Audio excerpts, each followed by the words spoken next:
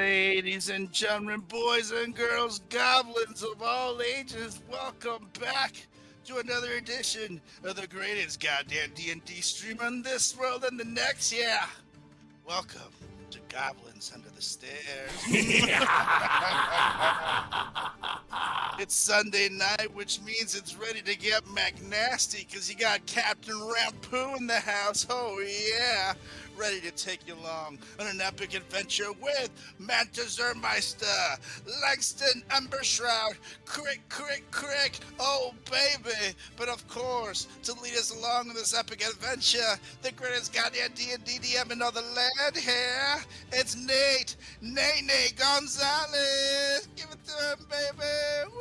Hey, Nay. Thank you. Rampoo McNasty. down. I will not call you Soul Raptor Nay, Destroyer nay. this time, as I realized I did last week. But welcome everyone to tonight's Sunday night edition of Goblins Under the Stairs. Let's go ahead and give you guys a quick little recap of what happened the last time we were together, so we can roll on into this thing and get the adventurers on their way.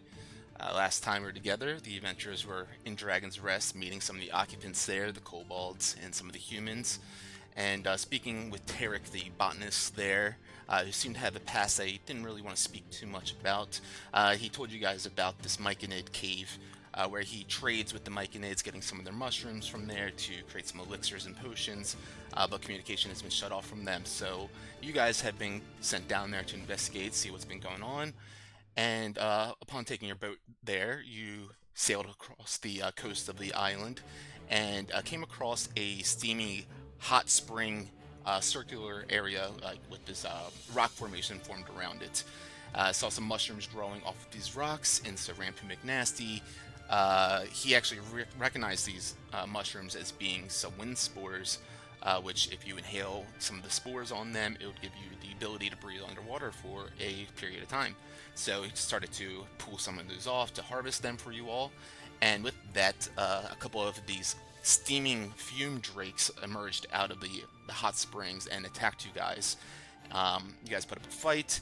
They, of course, burned you guys with their steaming breath, but you guys were able to slay them, lay them to rest, and I believe it was Langston recognized that the hot springs had some healing properties to them as you guys all went in and took a nice little spa day, a quick 10-minute, 30-minute spa day inside of this hot springs, feeling rejuvenated, and continued on your way to the Seagrow Caves, where you snuck by the octopus hiding underneath the depths of the entrance, and Manto made his way on in there. Surprising the Myconid sprouts were in there, spreading some fertilizer and doing some work, one of them tumbling over into a spring water, body of water there, and the other one running up to alert the elders. Manto helped the younger one rather quickly, saved it from drowning, and gained the trust of the elders. You learned that there was some sort of blight taking over the area after a kind of sulfuric, noxious smell started taking over the place within the last week. It seems to emanate from the crystal cavern in the back area of the cave, and their leader, Sinessa, has taken the brunt of this illness after she investigated that area of the cave herself, and you see some of this like decaying and rotting off of their flesh happening, and their flesh looking a little emaciated. But as they spread out their spores to you guys and make a connection with all of you, you all have the ability to connect telepathically and communicate with each other and with the Myconids at this point, gaining their trust, and you guys are now making your way on into the cave fully to see what you can do to help these Myconids in their blight.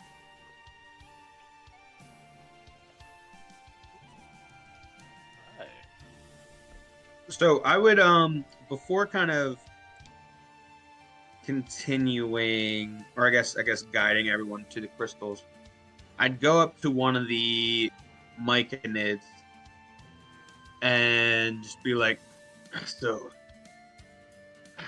I know you guys are kind of hesitant to head back there, but for the sake of potential mushroom identification, for the sake of holistic purposes, would one of you guys be able to come along with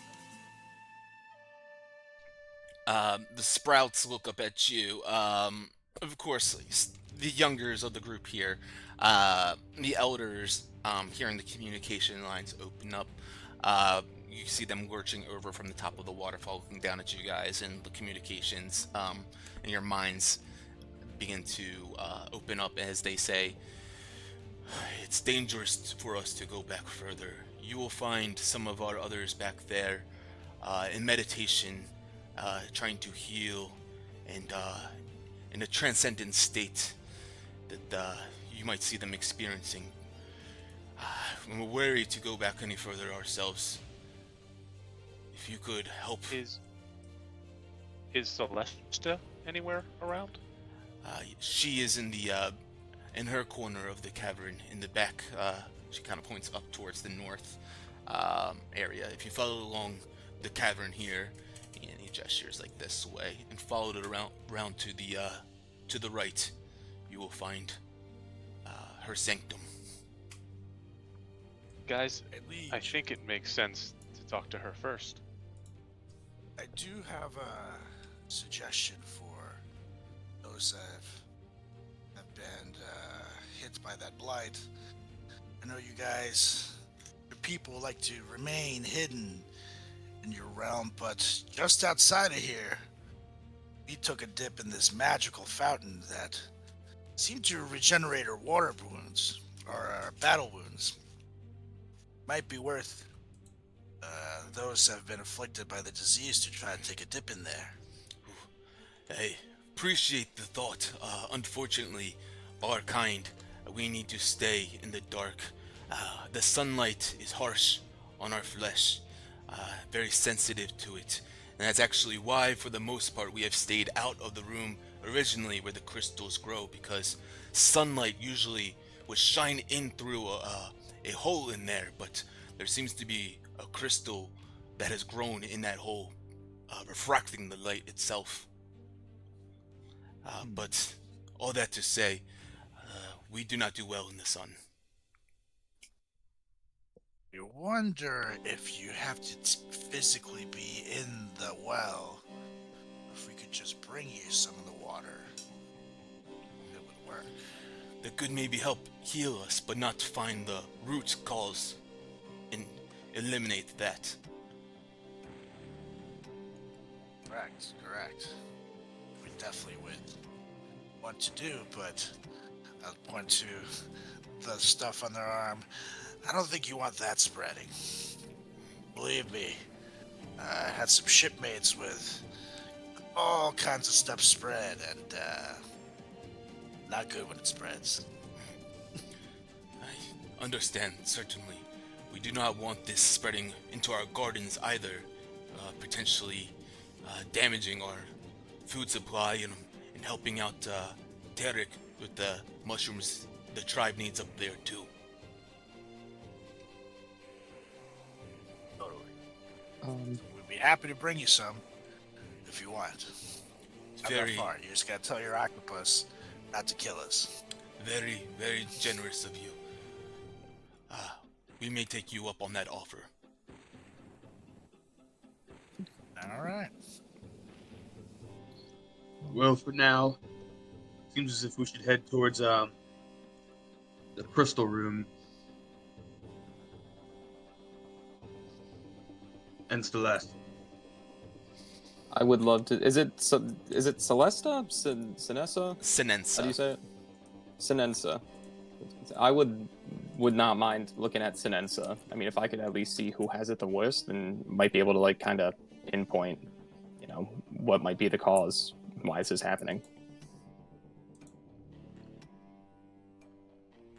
Yeah, I think we should make our ways up north.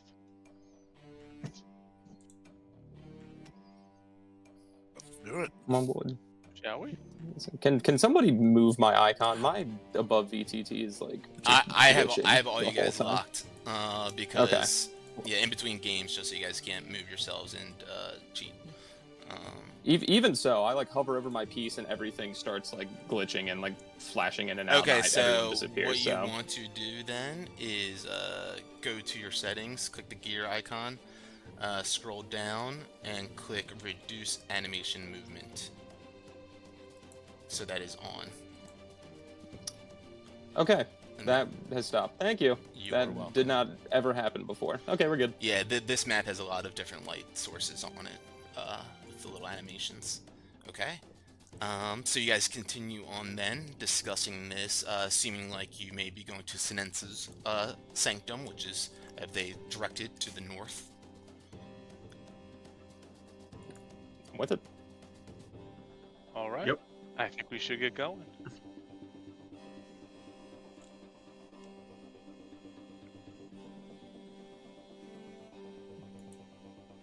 Ooh. Can we go? Okay. Yeah, you guys make your way on into this area here, where you see. Let me go ahead and send this picture because it's a cool picture.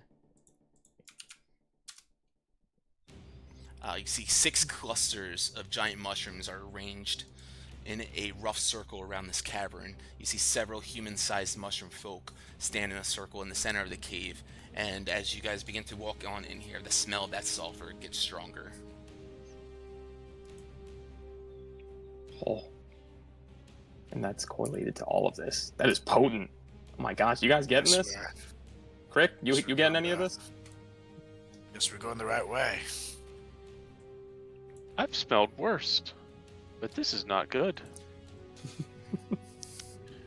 As you guys walk Yeah. in, make your presence known. The 2 that are still conscious and kind of walking around and helping the others that are here, you see, and you can sense, as you do with each other, kind of, you can't peer into each other's minds or anything, but you can feel kind of like the sense of yourselves, each other's emotions and their state of well-being, and you can feel this with the Myconids as well. As you walk in, they gaze over at you guys. You can feel this sense of, like, they don't, of course, recognize who you are, and a little bit of like a intruder kind of feeling for a second, but then the connections obviously is linked with you guys, and they feel that you guys are welcomed in with them, and they give you a gentle nod as they continue on with this kind of very ethereal like movement with these unconscious Myconids, as they're almost like in this dreamlike state. Dreamlike state. Could I like talk to one of the like Myconids helping everyone out and be like, hey, we're aware of the blight before you. I'm a man of the cloth. I can, see if I could provide some healing. Would you allow me to inspect one of your brethren a little closer, see if I could help in any way? See, they look at you, and you can sense that they are curious of what you're capable of, and they kind of just give you a gentle nod. Come closer, friend. I So will you hear move your mind. oh so slowly to not, create any type of, malice. I want to show them I'm here in good faith and want to, try to assist them. And can I just like start inspecting like this one, like, oh boy, this one closest to me, like the one with pink? Yeah, absolutely. How exactly are you doing this? So I would like to kind of channel just like, I guess, like if I can, kind of like channel some light in my hands and just kind of like let it like wash over the body of the mushroom and see like, does this kind of show me like, where does it start? Where is the most affected area? And just kind of see if I can gain any type of insight as to the nature of this, or just like, what's like causing the most pain. Yeah, okay. As you go ahead and you shine this light, this divine essence from your palm over the flesh of the Myconid, you begin to scan it. Go ahead and make a medicine check for me. Can do. Son of a bitch! 7!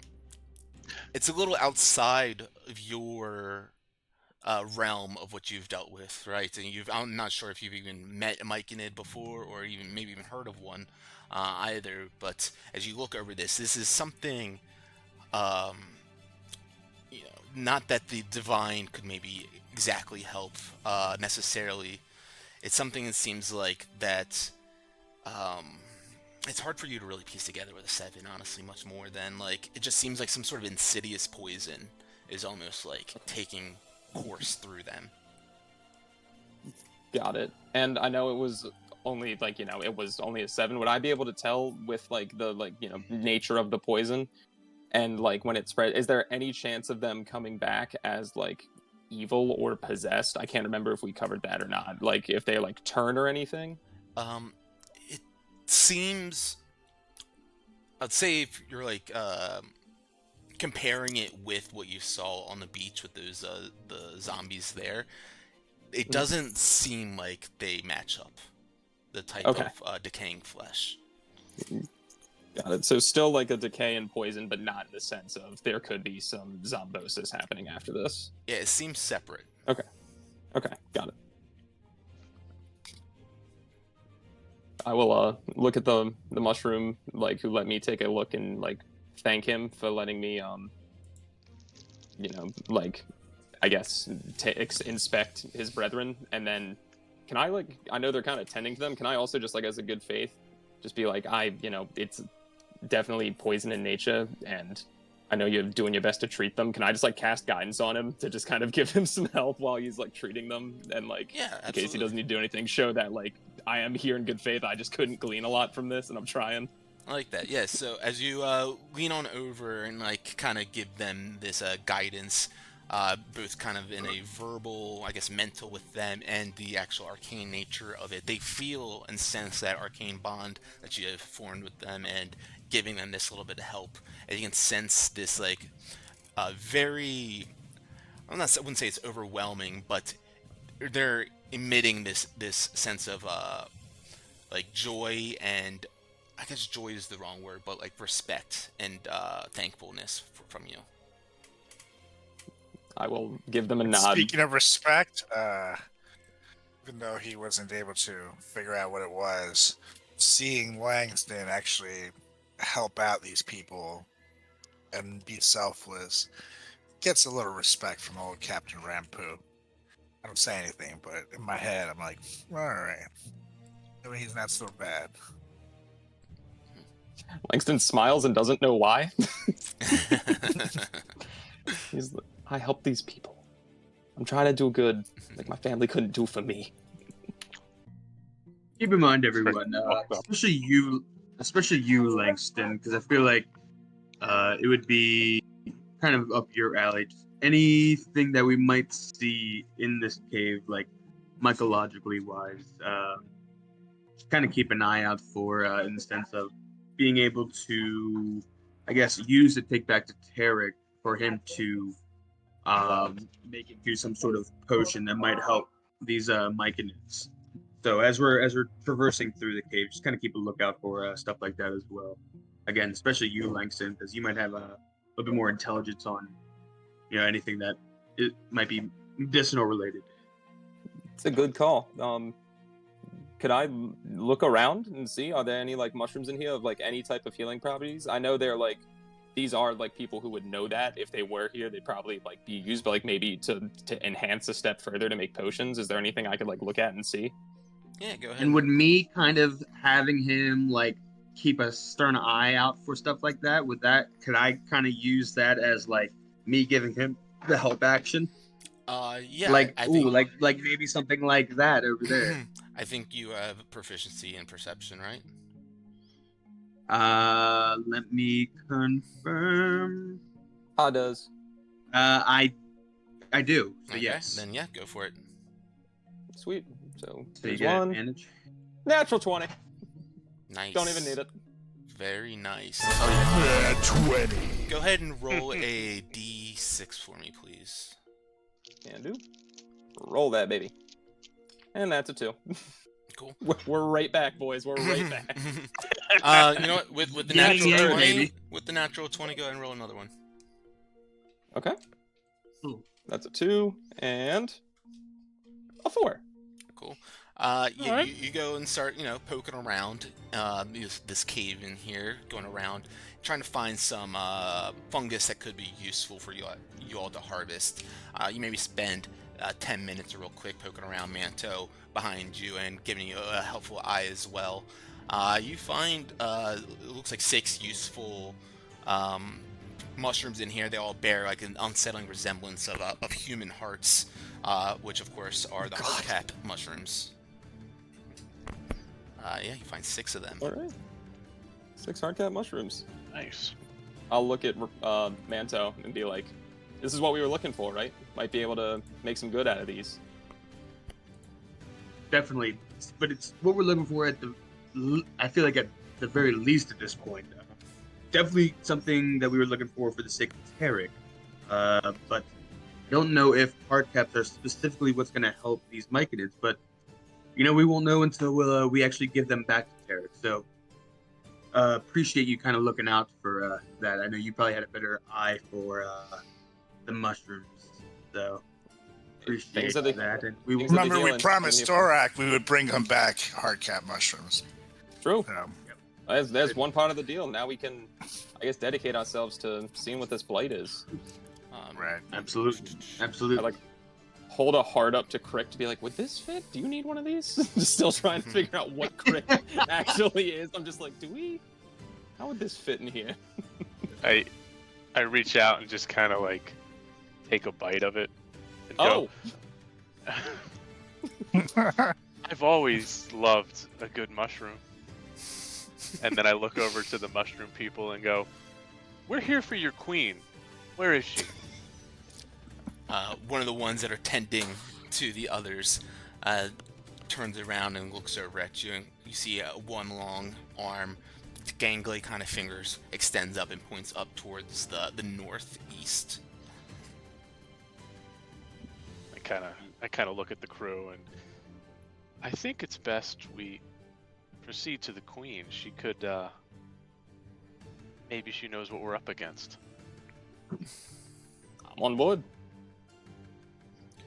Like first mate. Langston, as you are beginning to walk on up there, following them up, you and Manto, I guess, walking together and kind of still keep an eye on some of these mushrooms here. You notice one that looks like it really gets your guys' attention because it looks like a large human tongue just kind of sticking out of the ground, and it's strange. It doesn't have any of the blights taking over it at all, but it seems to have some sort of edible. Maybe it seems to be some sort of edible mushroom. Well, Langston is of the people and doesn't really think too much, so can I pick it up and take a tiny bite? Yeah, absolutely. Cool. I'm just like, oh, a tongue in the ground, and I'm just straight up like, yoink. You start chewing on it. I'm glad you like mushrooms too. And it's really spongy. As you bite into it, it's like expands out into your mouth, and you're chewing down on it like it's a marshmallow that will not chomp down. You eventually get it down, and you swallow it. And I need you to make a Constitution saving throw. Mother yucker. That's fine. It's fine. Keep it down. 13? Okay. As you keep it down, swallowing this mushroom that really didn't have much flavor to it. You don't seem to be poisoned or anything right now, but you get this inkling in your mind to just start to, whatever reason, just yell out your thoughts. But you hold it off and you don't speak anything. But that thought does come to your mind. I just started thinking about telling my whole life story out of nowhere. For like, I've let them in like a hair, but haven't thought of anything, and I almost just said, I don't know where my mom is. My dad is like a heretic, and just started yelling stuff, and I was like, what? It starts like word vomit. It just looks like I'm throwing up in my mouth, trying to fight it down. Yeah, you almost open your mouth to start speaking, and then you realize what you're doing, and it's startling for a moment that this mushroom seemed to have some sort of strange effect on you, but you're able to hold that compulsion and not speak every thought out loud. I'm just, from what we know. Hey Manto, you wanna try this? It's pretty tasty. You're muted, Luke. It's not connected to the brain yet. Sorry, I don't just pick up any random mushroom and consume, contrary to my natural sort of look. No. Yeah, that was Hey, weird. I tried it. I don't know why you did that. I was a tongue in the ground. What? They might have healing properties. I will be the test dummy. Yeah, you Heal got is the fine. dummy part all right. Yep. I mean, hey, I'm fine. You're no dummy, Langston. I appreciate you, Crick. Do you want to try it? I pinch off a little bit, and it's squishy, and go, I don't like the texture. Put it back into That's it. totally fair. Alright, walking by this Tongue of Madness, or I think I forget what it's called. Yeah, Tongue of Madness, the mushroom.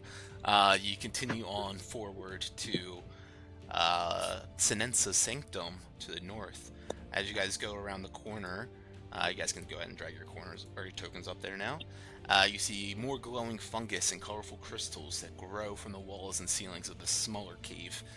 In the middle of the cave, you see two human-sized mushroom folk tending to a larger specimen of their kind.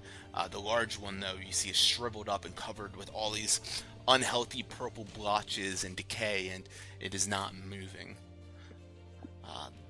The other two collecting some barrel-sized glowing red fungus from the walls, from the patches growing over there.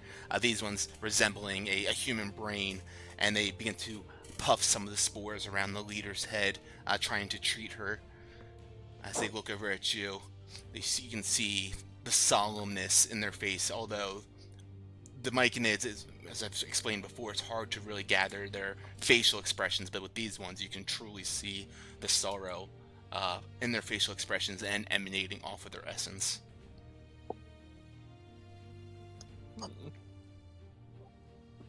Yeah. I actually take a knee to the queen and said, "My liege, we are here to help your kind. I'm Captain Rampu, and this is my crew." You And I see, see if I'm I can also taking do knee. anything. as you say this, the other ones who are blotching some of these spores on her head look to you and say, "She is in dream state. Our only hope is for the blight to end now. So keep on helping her." As they're both kneeling and they're doing this telepathic thing, I just like split between both of them and just calmly walk up. And like I'm reaching into my side pocket as I'm walking up, and I just like gradually pull out this big long stick. And at the end, there's a little tiny gem, and I just kind of like jabber with it. And I'd like to like check her for. I'd like to check her for if there's any magic, if this thing has anything to do, like, you know, see if I can kind of get down and dirty with the what's causing her Yeah. sleep trance. So is this something that's just like a part of you or whatever? It's like a tool that's a part of your like auto-gnomeness? Or is it an actual item? No, it is. Yeah, it's just a tool that I made. Okay, cool. Yeah, go ahead and you stick this. Explain how you do that again. It's like a rod that sticks out the crystal and you poke it into her. Yeah, it's basically, you guys see me just pull this big long stick out, and everyone's like, "What the fuck is it?" And then at the end, there's just this little clear gem, and I poke her with it, and then the gem turns a color. As the gem begins to pulse with this color, you can see, I'd imagine, Crick in his mind reeling in, computing the information that is kind of cycling through this crystal, through this. Go ahead and make an Arcana check for me as you are doing this. 16. So as you're scanning through this, you pull out the crystal, recoil it back in, and you get this sense that the blight from within is caused by some sort of deep magic, an ancient magic, truly. I just, like, as I click it and it hits in, the little gem starts pulsing red, and I just turn back to everybody and I go, It's magic. Something very deep, dark. Then I look over to the other two kind of mushroom people, and I go, "Is there anything ancient in this cave?" They both kind of Besides you, think, of course. in cave, no, it's us, our people only. There is, gestures over to the west, the cave where the crystals grow. There used to be light spread in there. The crystals begin to grow and block where the light comes from. And since then, the room, this cave, begins to fill with smoke and smell and make us sick. Something deep beneath the island.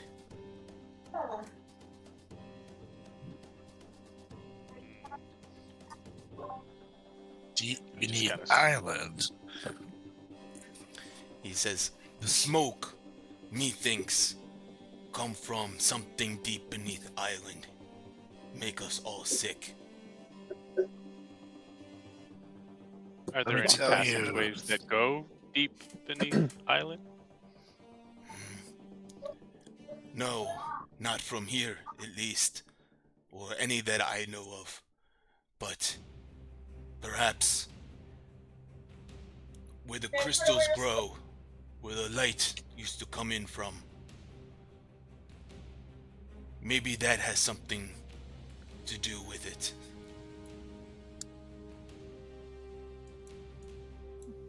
All right, so we could inspect those crystals, I guess, and see if there's a way we could get the light back for them. I think sounds we silly should to head say. to the room. I think we should head to the room and maybe inspect it. I don't know if this is poison, but it's probably not poison. But something It's coming from definitely the not bottom. poison. Something coming from the bottom definitely keeps alive the theory that whatever's going on here has something to do with whatever's afflicting those men. Notice it all happened during shipwrecks. Well, now it's seeping up through here. I really think we need to get to that room and maybe poke around a little bit. And I pull my little diamond poker out again. I'm on board. Also, did not Nice. know what you were going to be doing with that. That was alarming. Yeah, let's let people know about these random sticks where you start poking queens with them. Just like a heads up. Like, I'm going to poke her. Just something. Yeah. To be fair, Richard can be quite alarming. And then I put Richard away. Oh, you named it. Fantastic. We Richard into the wasteland. Well, let's make our way to that room, shall we? I'm with it. As you guys begin to walk on out of here, make your way back over there. Langston, again, you recognize some more, another mushroom that, of course, one of the ones that they're using to blot the queen with, one of these red glowing funguses. And you rolled a natural 20, so you know that this is a ruby moral, or morel rather. I don't know why I said moral. But yeah, this is another type of mushroom that has some sort of properties to it. Okay. Could I just like check with the two mushrooms tending to the queen? Just be like, do you guys mind if I take some of these as well to see if I might be able to turn this into like some healing of sorts? And just like check with them, make sure I'm not just like yoinking shrooms. I want to make sure they're like aware of what I'm doing. As you ask them, they look at you and they're like, "We appreciate you asking. These are a very few rare mushrooms, and we need to use them to heal our queen. But for your help, you can take one."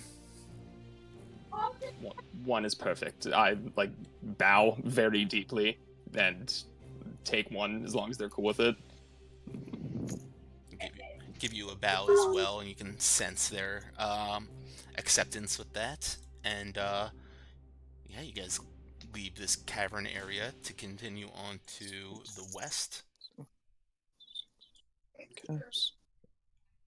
One, ruby, world, or whatever. Okay. Sorry. Boop. Okay. Oh, we got Crick running on down. Okay. He's ready to get into this little tomb. Yeah, as you make your way on into this. You guys would also notice that he's kind of excited at this moment. An excited Crick. What's an excited Crick look like? He's like skipping around. he's like, you notice he's like moving quickly, and his thighs remain down, but like his knee and his the ankle, like he's just going like, but like his top really isn't moving that fast. Like cartoon. Top's not moving, but below his knees are just killing it. Amazing.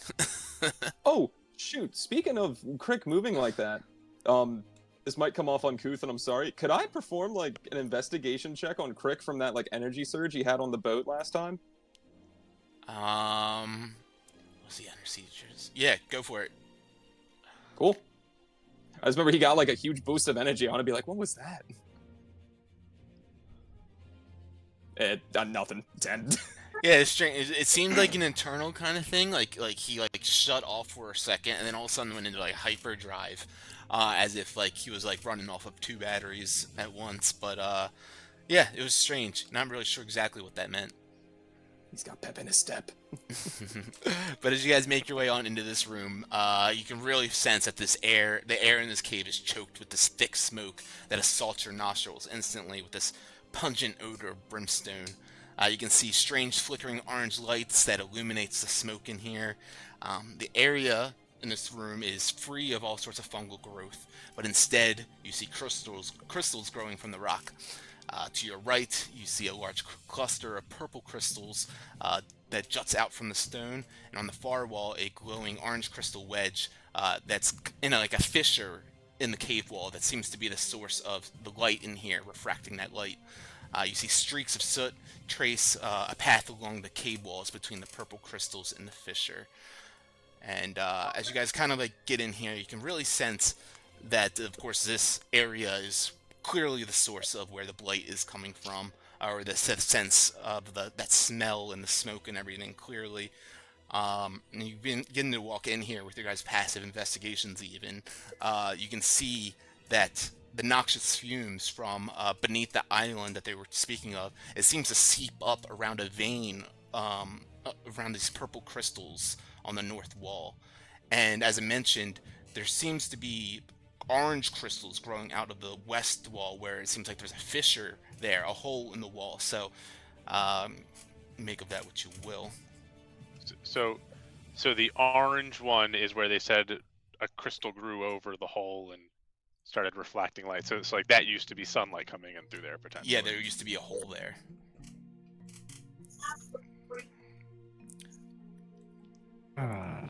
Crystals. What would make crystals out of there? Well, quite a few things can make crystals, my friend. And I just kind of walk past them, and I just walk directly into the room. And then I pull out Richard, and I touch this purple crystal with it.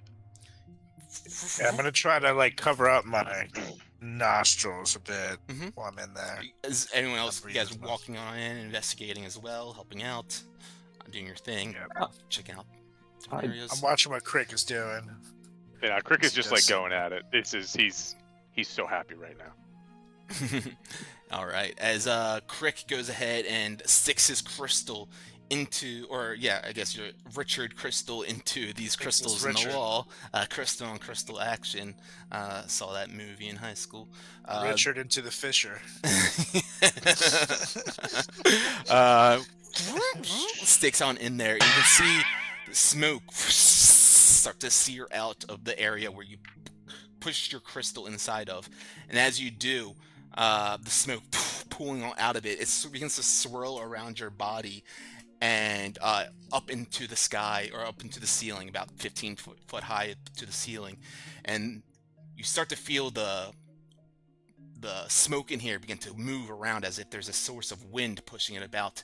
And as you look around your shoulders, you notice that there are, out of the smoke, 3 of these fume drakes, these smoky drake figures, emerging out of this smoke. Sorry, I cannot seem to click them.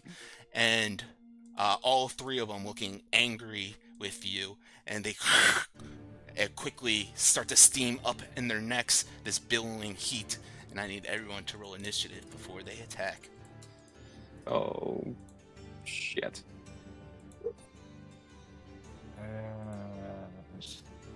Holy hell. Solid 3. Hey! Not used to not having a plus 15. Wow. Yeah, it's fucking absurd. Alright, so let's go ahead and put this on round 1. Manto up first. You maybe lurking around the corner, see this fume dragons, these fume drakes swirling around Crick, and you go leap into action. I only What do see you do? 1 fume drake in the combat tracker. Unless they're all going at the Yeah, same time. you know, it's weird because I did by an accident first click that they were gonna go in a group, but there we go. Showing now. Yep. Manto. All right. I'm gonna be rolling from the D&D Beyond app. Heads up, but I don't get sneak attack by chance, do I? At this moment. Not on any of them. Nope. Nope. Correct. Okay, that is fine. Right where I'm standing, I kind of like poke around like the corner and see the purple drake, and I will pull out a arrow and kind of draw it back and shoot it. All right, go for it.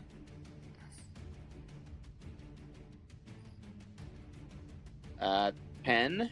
10 will miss. Oh, damn. Goes All right. wide. And then I just kind of tuck behind this corner so that he doesn't see me. And that is my turn. Okay. This blue one is up now. As it billows up this steaming hot breath, it's got a group of guys right here that it just sprays this hot, steaming, scalding breath attack at. Go ahead and everyone make a U3. It is a dex save. I know you're not wearing down the back of the garage. 17. I'm taking a walk for now. Dex save forever. Luke, mute your shit. Yeah, or for a U3 at least. Yeah. 15. Look at you guys. Mm. Sprays out. You all 3 dodge out of the way quickly, like a Scooby-Doo scene. All 3 of you kind of just split, taking 2 points of fire damage each.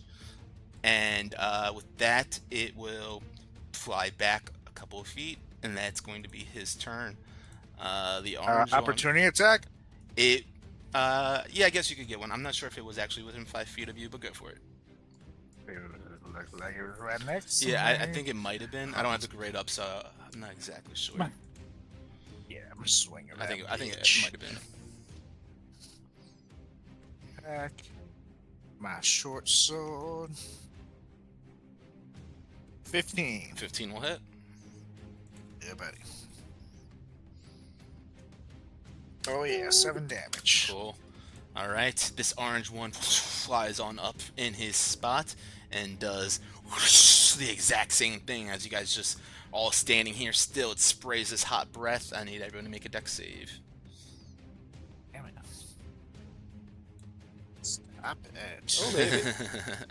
15, 21, nice. 15. Look at you guys.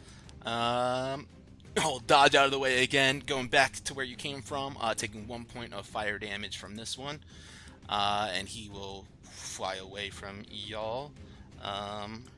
I'm gonna op attack that. Go for it. Was he close enough to me to swing as well or not? Yeah, I'm yeah, kind of like he behind him. was originally, yeah. Oh, cool. Doesn't matter. 15 will hit, 15.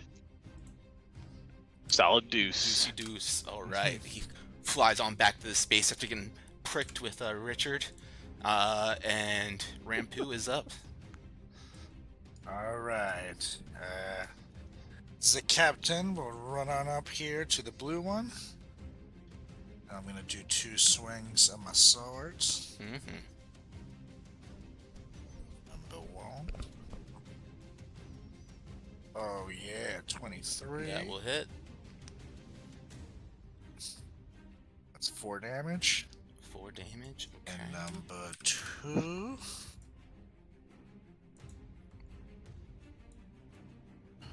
$13? 13 does hit. Yeah, buddy. And 2 more damage. Nice. Perfect. That's it. Slice into that one. You see the wisp of smoke pulling away from it. The purple one now flies on over. It's gonna go up into the air. Let's see, 5 feet. Well, actually, we'll make that 10 feet, so he's away from you guys. And so yeah, he's not within your range right now, but sprays down a steaming breath at the two of you. Langston and Rick, I need a dex save from you two. Oh man. Jesus Christ. There it goes. It's only a matter of time. There we go. Big saves. 7 damage, as with the steaming hot breath spraying over the two of you. Crick dodges out of the way, leaving Langston right there to take the brunt, most of the damage there, and goes down. So I take what, 3 damage? 3 damage, correct. And Crick, you are up after you see Langston down next to you. Party healer.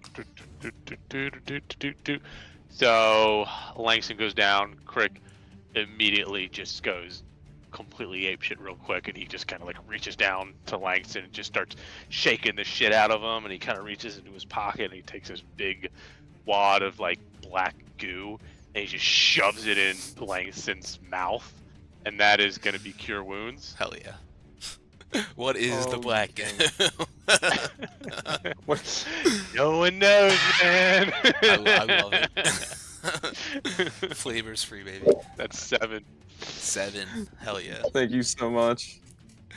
As soon as you go down, you you for feel your this goo. this gooey, tarry substance in your mouth, and it shocks you out of the state that you're in, jolts you up into back to health, and you just see Crick over top of you. Continue. There's anything wrong with that. Yeah. Wait, is it me or is it still Crick? You just like look up and you see Crick with like tears coming out of his eyes, like like he just lost like his father or something, and then he kind of like looks up at the Drake, Yeah. with just fury, and he just kind of turns and like pulls out a giant club and a dagger, and he's also just kind of positioning himself between you and everyone else. And that's it. Don't have any bonus actions. Hell yeah. Did you want to move, or you're positioning yourself? You said you're good. All right. I'm positioning myself to like protect him, Mm-hmm. and like maybe if there's another breath, maybe I can take like a double hit or something like that. Okay. We shall see. Langston, you are up. I get up. I like wipe my mouth. I go, Crick, thank you so much, but what the fuck did you just put in me? What the hell was that? Anyways, remember, after going down, your action has disadvantage. Is our rules. Yeah, it does. Major disadvantages. I will do something that does not require advantage or disadvantage. There you I go. will just, over Crick's shoulder, just do a Sacred Flame to see if this Drake can save. On the purple one, right? Dex Yes. save. Let's see. Hey, good for them! Really good for them, I'll That's tell a you 21, baby. God damn it! Quick little buggers, huh?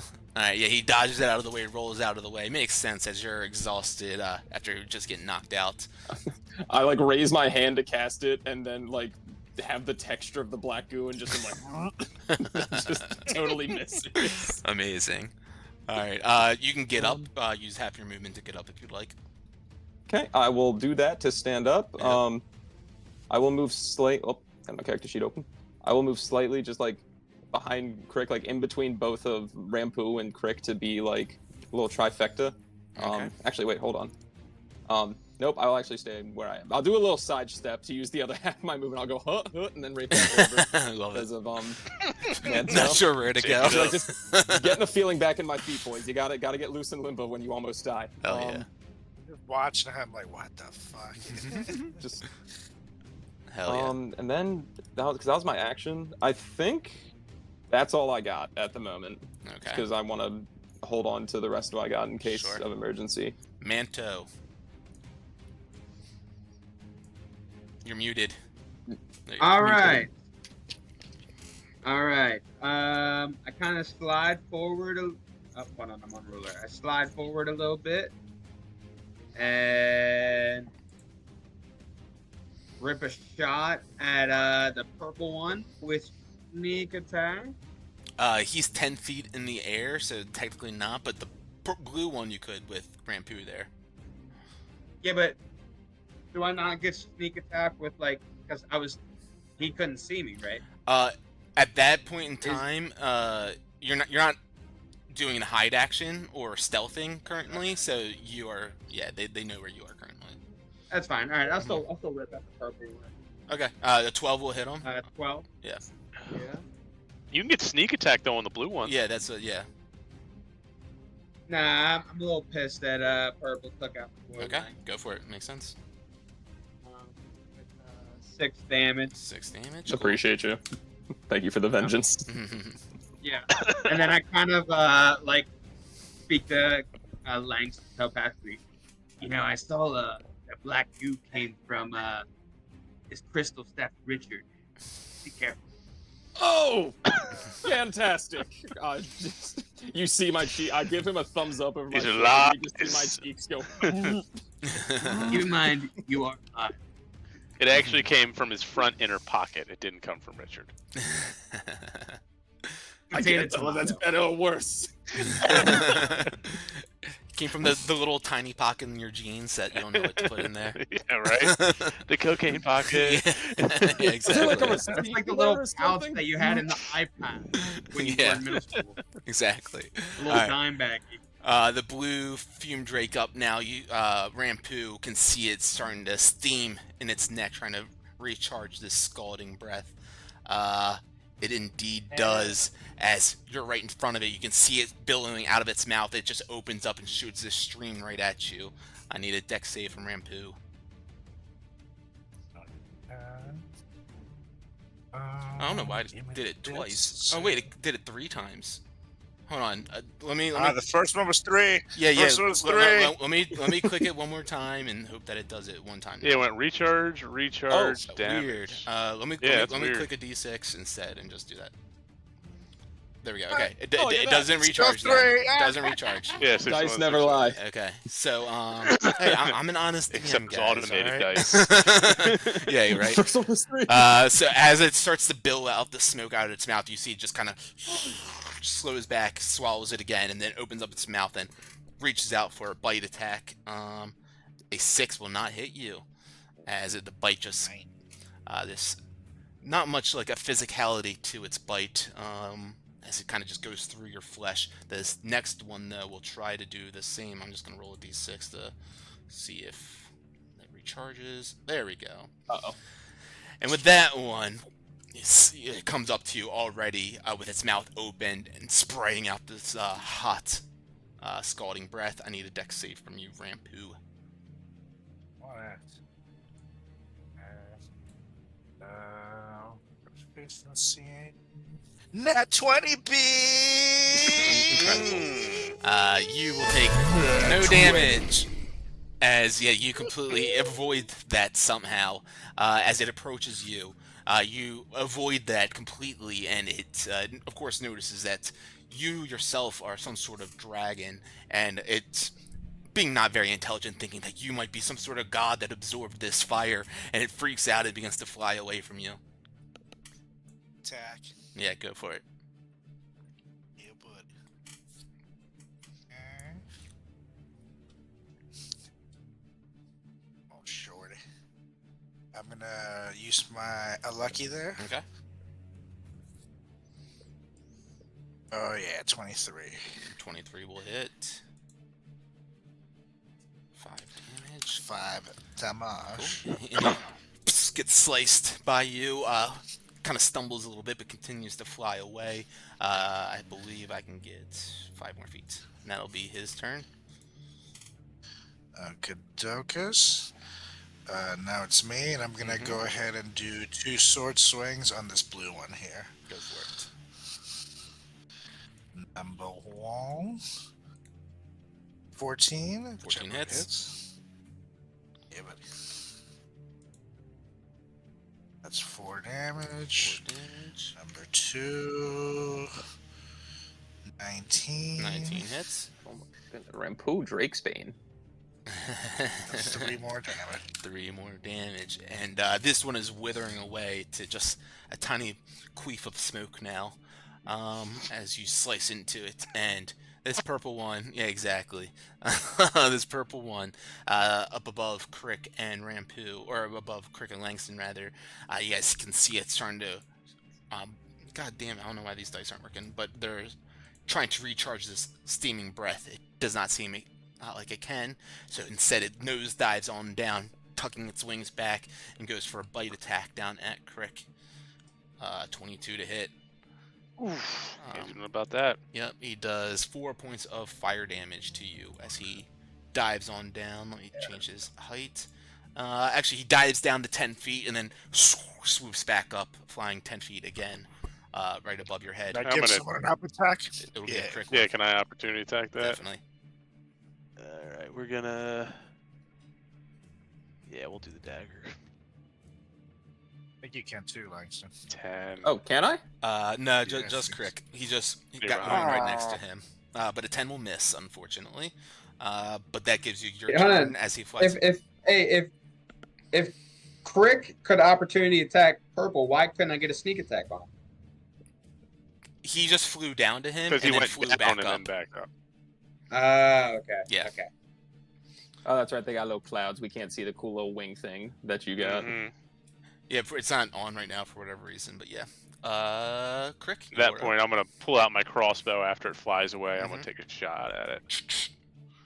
Pull out my gun. 11. Yeah, I'm gonna stay at 11. 11's gonna miss, unfortunately. As it kind of goes right through his form, not hurting him. Anything else for that? That is gonna be it. Okay. Any movement or staying there?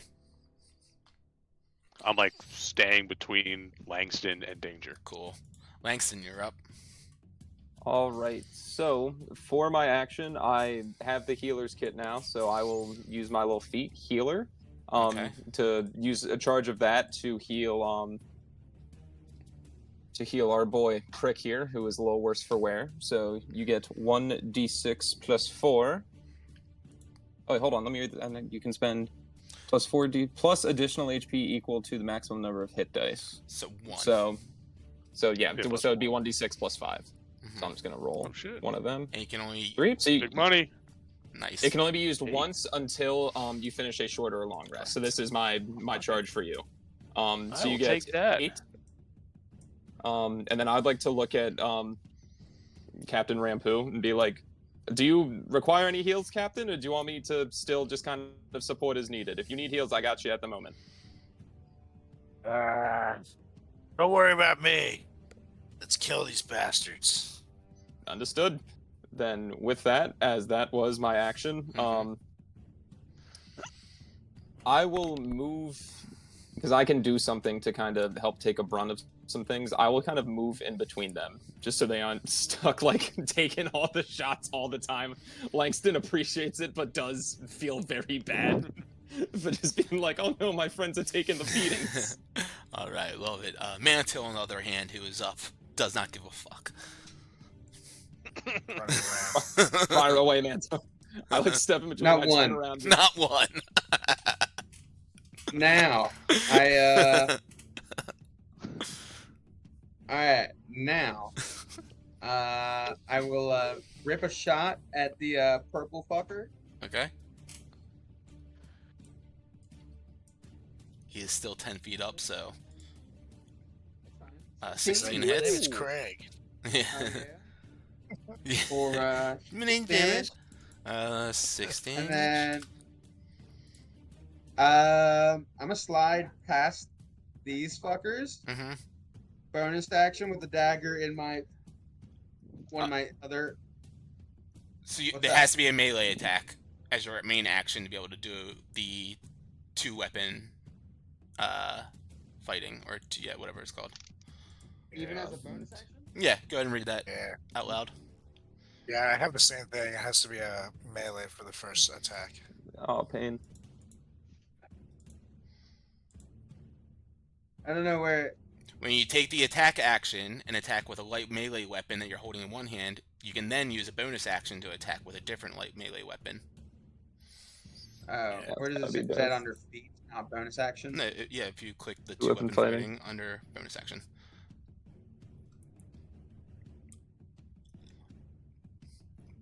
Continue on.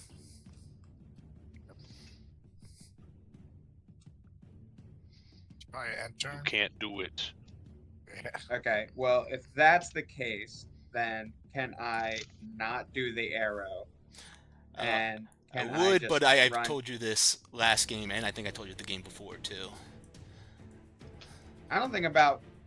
Yeah, because you tried to shoot the crossbow Not about- before. And then do it. Just do your double attack next time. Let's go. Move on. Yeah, we already did the damage and everything, so, like, let's just get it going. Alright, this blue one is going to, let's see, roll some dice. As you guys see it charging up a breath attack. It gets it. Steaming hot. Right on. All, is it everyone? Is it everyone? No. We're getting hot, hot, hot. Let's see. Jerk. It's I'm not gotta be going to be able to everybody. get that action, then I'm not going to move up that far. That's all I'm saying. Okay, that makes sense.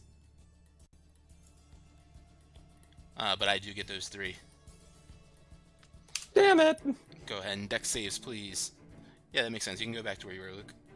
Woo! 14! I think that's good. I think that helps. Question mark? 18. 18. 21. 21. bitch. Wow. You guys all take 1 point of fire damage then. Steaming hot all over you guys. And as the dragonborn in front of him seems to absorb it once again, he begins to fly away. But you have not had your turn. Oh, wait, did you? What was the last Nope, I'm opportunity? good for an op attack you this round. did it, the orange one. Yep, so he flies away. Go ahead and take your op attack if you'd like. Yeah, buddy. Here I go. Champions. Oh, it was almost in that 20. 18. 18 hits. 5 damage. 5 damage. You strike into it. You feel this core in the center of it that you haven't felt since your guys' travels on the boats. And strike. It explodes with this burst.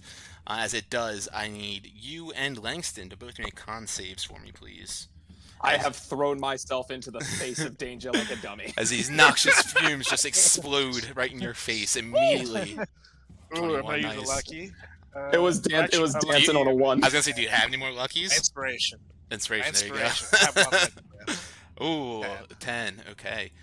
You take 1 point of poison damage. Langston doesn't take any. As he covers his face quickly with his scarf. And, this one, poofs out of existence. And that moves us to the orange one. Oh, it didn't delete on my player screen, but it did delete. Oh, well, that's weird. It like literally just came There it back. goes. It like came back. All right, with a vengeance. This orange one now is going to fly on over, trying to do the same thing, charging up a breath attack. Oh.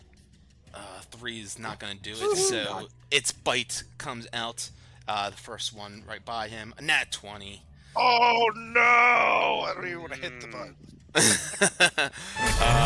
So I will roll this, which has that, and then maximum of 1 dice, which is 4. So that's 7 points of damage. With the bite, Rampu goes down. Bite just leeches, pierces into your flesh. You feel the burning, flaming hot essence of its core just take you down. And Rampu, as you go down in this instant from this draconic, smoky-like figure, the black begins to take on over you. And what thoughts go through your mind in this moment? So, as I see all the blackness, I go, oh, I'm dead, aren't I? I knew it. These idiots are gonna get me killed. It's the worst adventure ever. It'll be a joke. Wait a minute. Maybe it's not so bad down here. It's quiet. That's nice. And then I just kind of like zone into the darkness for a minute. You can choose to fail your death saves if you want. No. Alright, go ahead and click roll. And I failed 3 death saves. Private roll to me, please, and roll a d20 or a death save. As you kind of settle into the darkness, find comfort in it after a moment of thinking. Finally happened. Finally met the crew dumb enough. Maybe he just wasn't strong enough for the crew. Yeah. Actually gonna... Yeah, I'm gonna lucky that. Okay. Just We know that was bad. Could've been worse. Was it a 1 or was it just a fail? No, it's just a bad one. Oh, it was almost a nat 20 there. Alright, okay. As you settle into the darkness and continue on with thoughts somehow, as if you were fully dead, you wouldn't be having these thoughts. Maybe you're not actually dead yet. But nonetheless, this Fume Drake tries to sneak on behind Crick as his attention is averted to you. He flies on down, not able to charge up his breath attack, and bites the little fella. Tries to at least, as he misses with a natural 1. Let's see. Chunky. Pull out Richard. It's gonna happen. He bit the orange one. They both blew up. Let's see. It's a total catastrophe. Someone roll a d20 for me real quick. I got it. You're attacking me. Go on. This. Yeah, I can do it. I'm just on the I got it. page. Oh, you got it. 18. 18. That's higher than 10. Come on. Blow up. It died. Don't blow up. just die and don't blow up. As it goes to Blows try to up bite twice as into hard. it goes in like it tries to dig its teeth on into you. And how do you react as it like you see this happening? And yeah, how exactly do you react, Crick? So it goes to bite me, and I put up my forearm, and it's like it like opens its mouth, and I put my forearm so deep in its mouth that it like cracks the like jawbone. Amazing. Yeah, with that, you like lean into it, and it is terrified by this this display that you've put on. Like, you know, like, you're not gonna fuck with me, I'm gonna just give it right back to you. And with this, you have terrified this thing. It becomes erratic as its wings begin batting and trying to fly away from you as quickly as possible. It has become frightened of you, and you can, as it dips on down, immediately flies back away. You can make an opportunity attack if you like. I let it fly away. Okay. Gets back up, and I guess I did 10 feet, So it flies back up 10 feet and then over 5 more feet to do its full movement and get far away from that little freaky fellow as it can. And Crick, you are up. So I see him run away in terror, and I turn to the orange one, and I know it's dead Rampu next to us, and I see dead Rampu, and then I panic for a second, and I look up, and there's live Langston, and I'm fine. And I just kind of run over to the orange one, and I just stab him right in the back. The orange one? The orange one. Alright, 6 is gonna miss. You go to try to pierce into it, and your arm just kind of goes through its form. Anything else for you? That's it. Langston, you are up. All right. Langston sees Captain Rampu go down and is just like, that's the worst thing that could have happened. He's gonna be so pissed when I get him in a second. And we are not gonna hear the end of this. I'll like kneel next to him with my healer's kit, just like our eyes closed, just like wrapping him up, just like, oh, it's gonna be an earful. Oh, good God. And I'll bandage him. I'll use another charge of the healer's kit for him. We're never gonna hear the end of this. Just a D6. So 4, you get +5, you get 9 back. Hey, that's almost my whole life. I just, as he comes to, I'm just standing there with like a really shaky salute, just like, welcome back, Captain. Happy to have you. Just knowing what's coming next. Incredible. And I don't think I have anything. Also, let me make document 2 charges. Yeah. Do I have anything as a bonus action that I could do for fun and me time? It's amazing. If honestly, if I could, I think because this other purple dragon or drake is still frightened, right? Correct, for the time being. Then I think I might just move over to kind of box in this orange one and just be like, you are not going anywhere, you son of a bitch. That's my captain, damn it. And then just make it so I can't move anywhere, hoping this makes Rampu less mad at me. I love it. Anything else for you? That's all I got. All right. Manto, you're up. Lurking in the shadows, you see the one surrounded by 3 of your allies. A perfect opportunity for you. So, with the yeah, I'm gonna rip a shot at the. Nah, I'm gonna slide up. And Okay, in here? yeah, and use my short bow or short sword. I'm sorry. Cool. Take a slice. Rip up, slice at this flying smoky drake. Not to be confused with a Canadian drake. 24. 24 will hit. We're all over 16, so it's So I was trying to think of a 8 joke. Throwing that sneak. +2, Nice. Oh, baby. and then bonus action dagger. I'm Yes. gonna stab the bitch. I'm gonna send you guys a screenshot real quick. I meant to point this out to you guys earlier. 15 will hit. If you click the icon of like the weapon to the left of it, it'll roll 3, your damage and your 1. to hit rolls at the same time. Oh, cool. So fuck. I just wasted a nat 20. God damn it. hilarious. So I'm sorry. You rolled 15 to hit, and then you only get sneak attack once around, so 3 damage. All right. Wow. So beautiful. As you sneak on up, slice into it, you take a big chunk off its form, and then with your other an extra hand, because you have several other hands, an extra hand holding your dagger, you sneak that on up and pierce it into its form, and you watch as it's thinning out and really spreading itself in this space. It's almost dead. Anything else for you? Fuck. That's it. Hilarious. Okay. Let me go ahead and just send this. I can't, I'm sorry, just in the middle of that. Fuck. Alright. So this orange one now, in one last ditch effort with being completely surrounded, just see it trying to build up this heat inside itself, but it slowly dies down.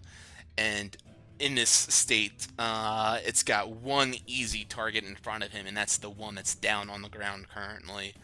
So with advantage, it strikes at Rampu. An 11 to hit will miss, and quickly it begins to scatter away, leaving an opportunity for 4 attacks to be struck upon him. Yeah, buddy. Do it. Manto, Can I if just, you like, hit, if use you that hit nat your 20? attack on this one, you get a sneak attack on it too. Now Oh, we can all swing? Oh, baby. Yeah. It makes no More difference for damage. me. 22. Would that take away from the sneak attack I get on my actual? No, turn? so it's like once, like a turn, essentially, you get your sneak attack. So it's like Okay. on your turn you Yeah, I get get it, what and then you- on I get- opportunity I get attacks you get it. that. Yeah. Cool. So you guys just all immediately just see it begin to fly away, and weapons go flying in a circle, or all centered at one point, and each one of you guys, you hear clinging as your blades and weaponry hit upon each other, and instantly a poof of noxious fumes explodes all around you guys, and I need everyone to make a con save. God bless it.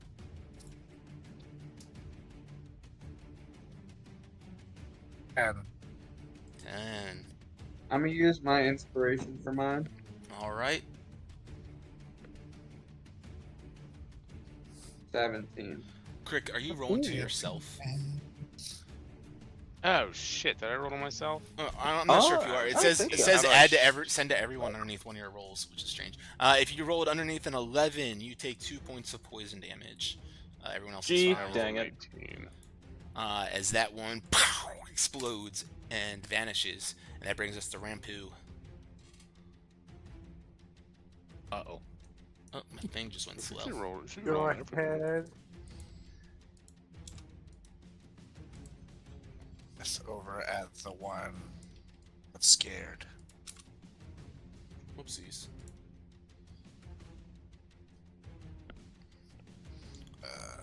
Action. I just, like- There it is. I went to click refresh on my browser with my player screen, and it Google searched like a backslash search, and it had like a random picture of Obama that popped up. So sorry, stream, that just got a nice picture of Obama that just popped up on my computer screen. Vote. Yeah. Goblins under the stairs, endorsed Yeah, by right. President Obama. Okay, so Let's get 11 depths. I need to make a con save. What is it? I forget. Dex save. Dex save. Dex 11 save. Sorry, Or else you I take got half of a this. light right on him. Dex 11. 10. Yeah! 9 damage. 9 damage is lightning. You open up. Wait, did you do one today already? Nah, we took a rest. Okay. Is it a short rest that you The get hot one? spring. Doesn't matter. He takes 9 points of damage. You shoot up this lightning breath up at him. You see throughout his form, lightning crackling like a storm erupting within him, and still kicking it. This one is. He's no longer frightened though. Anything else? That's it. Okay. As he Short rest, huge. flies on it sounds down, we've got. Let's see. 1 through 2 is going to be Langston. 3 through 4 is Crick. Langston. This one comes flying on down. Well, let's see if I Bring can it. charge this actually first. Can I use my action to get in front of him? Well, you're about to get hit anyways. brother. All right. Well, Yeah, I mean, your turn's next. Then I so, did not. Yeah. Hold on. Uh, Can I? Quick question. I know. Oh wait, never mind. It's a reaction. I would guess I would have had to call it beforehand. Never What's mind. that? I have like the warding flare thing. It's like I can use reactions to impose disadvantage on the attack roll. Could I do it for the charging of its breath weapon if I like blind it or anything, or no? Nah, unfortunately not. Okay, that's fine. I was just curious. But with this, he did recharge that. Let's get a cone out here and see what we're working with. I think everyone, huh? It's not looking great. Yep. Everyone. Oh. No! Deck saves. Why is it always dexterity? Oh my fucking god. 1. We Love got it. 1. 22. We got Good for you guys. Oh, you guys Really good for you guys. For you guys. Ooh, Good another for nat everyone that's one. not the healer. Oh no! So 6 points of damage for those nat 1ers, and 3 points for the other ones. Literally anything that has to do with dexterity, I failed. the Which is rogue. crazy because that's your hot score too. That's like your bread and butter. It'll come. Hey, level 1, baby. Well, nat 1, level 1 or level 20 don't matter. It's true. All right, It but hurts. Langston, with this steaming hot breath taking over him, falls down to the ground. Lights I out. flip off the dragon as I'm falling. It's just like, you son of a bitch. Just bonk. Crick, you are up. You hear like a squeaker toy when I fall on my back for some reason. So, Crick's standing right behind Langston and sees him go down, and again, everybody sees his panic wash over him. He leaps into the air, reaches into the front of his pants, just pulls out this black kicker, and he just lands like hand first, all the weight's in the hand, and it's just like, and he shoves it so far down his throat that it's like it coats the inners of his throat, and you actually feel your first heartbeat like it's forced. Like it like coats your heart and it actually constricts your heart once to jumpstart you. Oh my god. And you heal for 9 points of health. Hell yeah. You are a king, and I thank you, but this is unsettling every time.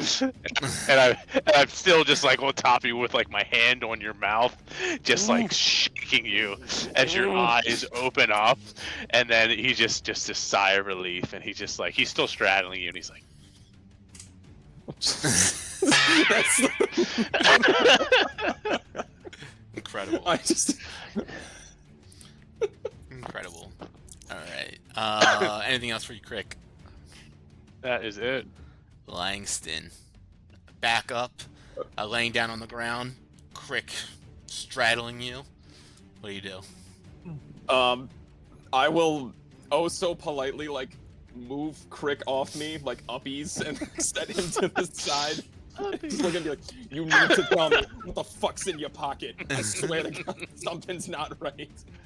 And then I will Sacred Flame for my main action, and then bonus action Healing Word. Okay. I will Healing Word Crick. I will do Healing Word and heal for heal. Okay, so So- that's a dex save for the Sacred Flame. 13. And it saves by 1. Of course it does, so nothing happens there. I'm focused on Crick and just kind of throw it to the side. I'm like, fuck you, I'll get to you in a second, but listen, the goo. And then I'll heal Crick with a Healing Word for 5. Alright, beautiful. Right. Anything else for you, Langston? You want to stand up? Yes, I will stand up, and then, Oops, this orange one. it's cool with everybody. I've had enough brushes with death in one exchange. I'm just gonna, like, use the other half of my movement, because I have, what? I have 30, so I'll use my other 15 to go, like, up and over next to Manto, and be like, how you holding up, buddy? how's your day going? You eating any goo today? Because I have. Incredible. Alright, Manto, you are up. You see the one last one here, north of Crick. Yep, I go back to the old trusty bow and arrow and rip the duck. Let's do it.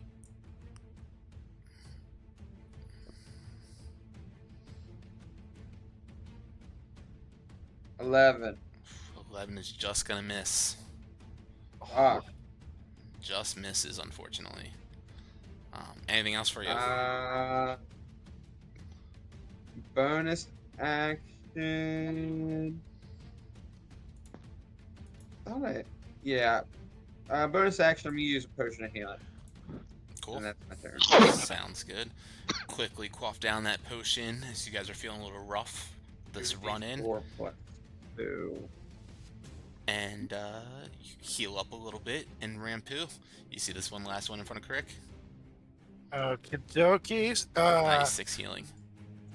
Is it up in the air or down on the ground next to me? They've been up in the air like the whole time, but this one is at your guys' eye level essentially right now. It's 5 feet up in the air currently. Beautiful. So I'm gonna just rush on over, trying to finish this thing. Okay. And short sword, 15. 15 will hit. And that's 4 damage. And then second short sword. Just pierce into it with that first one, and as you go to do the second one, you realize that this thing has already exploded, and you are trying to evade this the noxious fumes that explode off you and Crick. As I need you both to make con saves, as in its death burst. Oops. Oof. Deuces.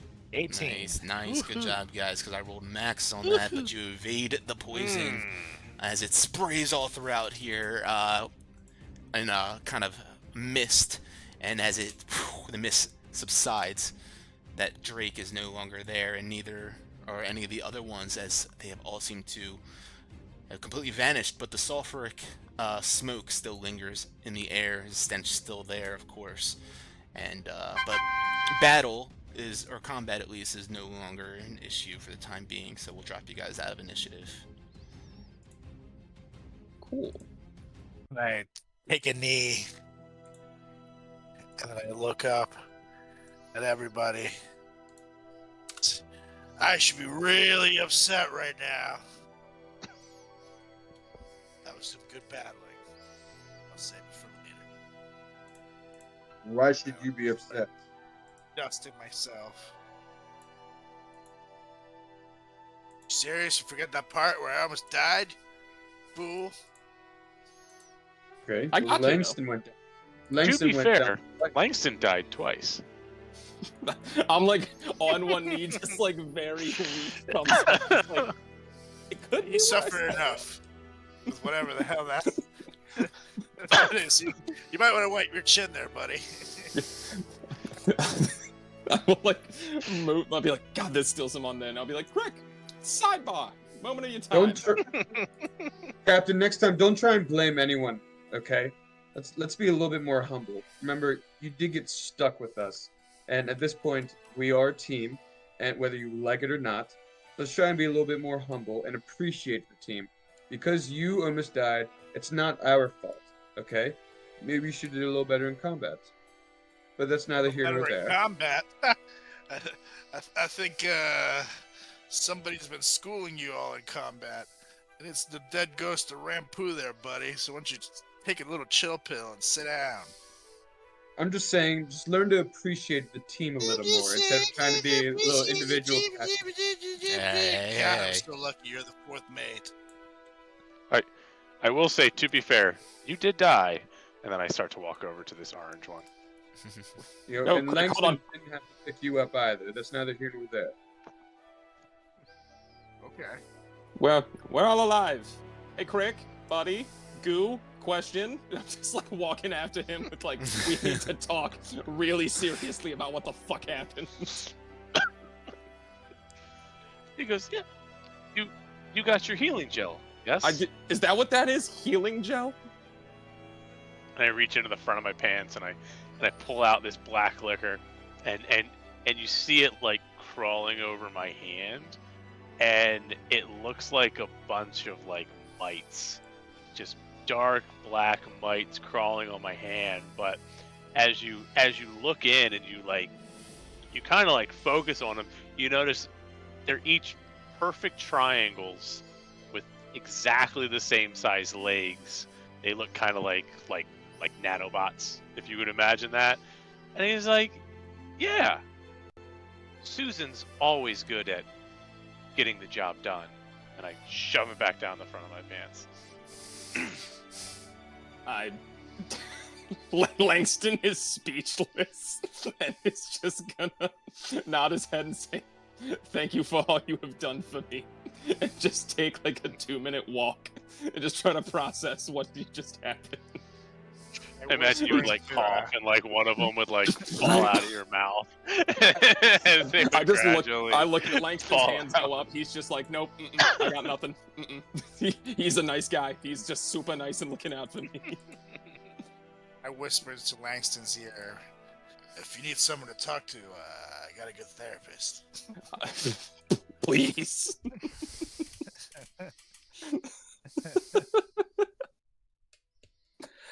Oh. So, why don't we take a peek over here? I'm gonna look at where the crystals were that these things came out of, and see what's there now. I guess like at this point, Crick is like again kid in a candy shop mode. He's checking out the crystals. He's testing the air. He's kind of doing the whole 9 yards in this entire room. Yeah. So yeah, the fume drakes clearly, of course, came out of the purple crystals where you stuck Richard inside of, and you watched the smoke kind of plume out heavier around that dense circle around you guys, and you see the soot and the smoke marks climb up from that area clearly where the smoke and the sulfuric smell is coming from that area itself. As you begin to investigate further though into here, you look around and you notice that where you stand here with these orange crystals, they're growing out of a fissure in the wall here. There's a hole in here, and you see sunlight reflecting and refracting out of the crystals coming from beyond the fissure, this hole in the wall there.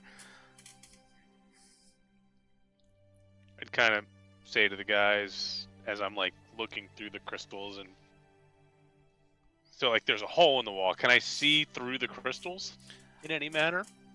You can see like refracted, fragmented imagery. But yeah, you see that Like there's clearly another side of this wall. Yeah, it seems to eventually lead to like outside, essentially, like a hole in the wall. But it leads outside, not like down. Correct.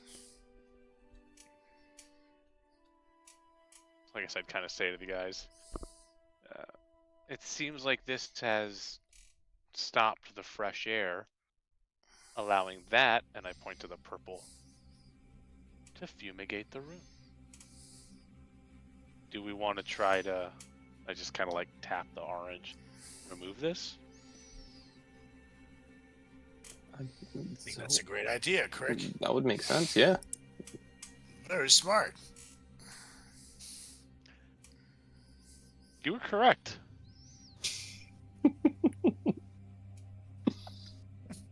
So, I mean, Crick, you're kind of unknowledgeable of this from what you've gathered. Can we just, like, hit it? Do we have to remove it by, like, special means?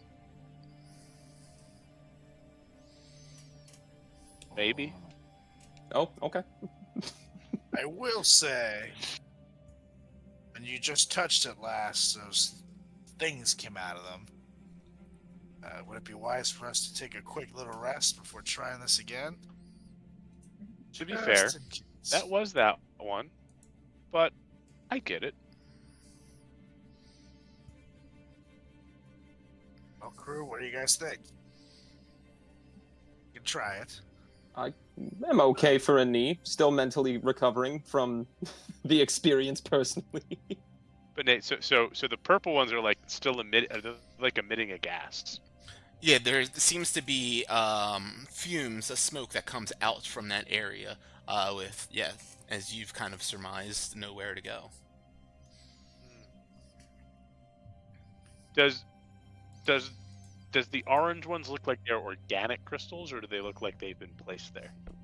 They look like they have organically grown there, but go ahead and make a investigation or Arcana check. If we were under the impression that the orange crystals, or previously the orange crystals had a hole where the sun was shining through, then that's probably where the fumes need to escape to. So I believe that we need to take these orange crystals out. I agree. Let's think about the means as I kind of pull out Richard. And I hover Richard just right around the tips of the crystals and see if he lights up for me. As you're investigating them, you're able to deduce that the organic nature of these crystals aren't exactly the same as like the purple ones or other crystal growth you've seen within this cavern itself. Yet the crystals here almost seem like they had some sort of arcane nature to them, almost as if they were like from growing from a different plane themselves.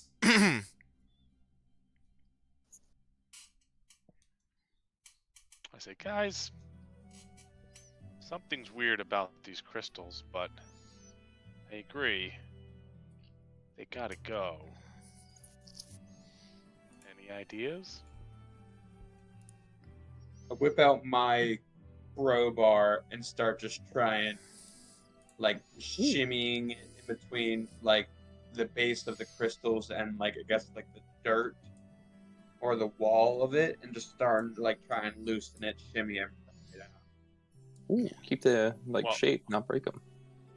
While he's doing that, I'm gonna turn my attention to the purple crystals and see if they like react if the other ones are being hurt or anything like that. Sure.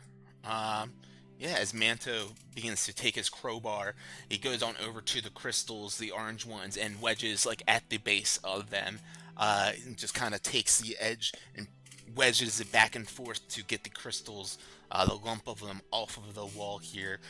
You're able to hear it crack underneath your crowbar.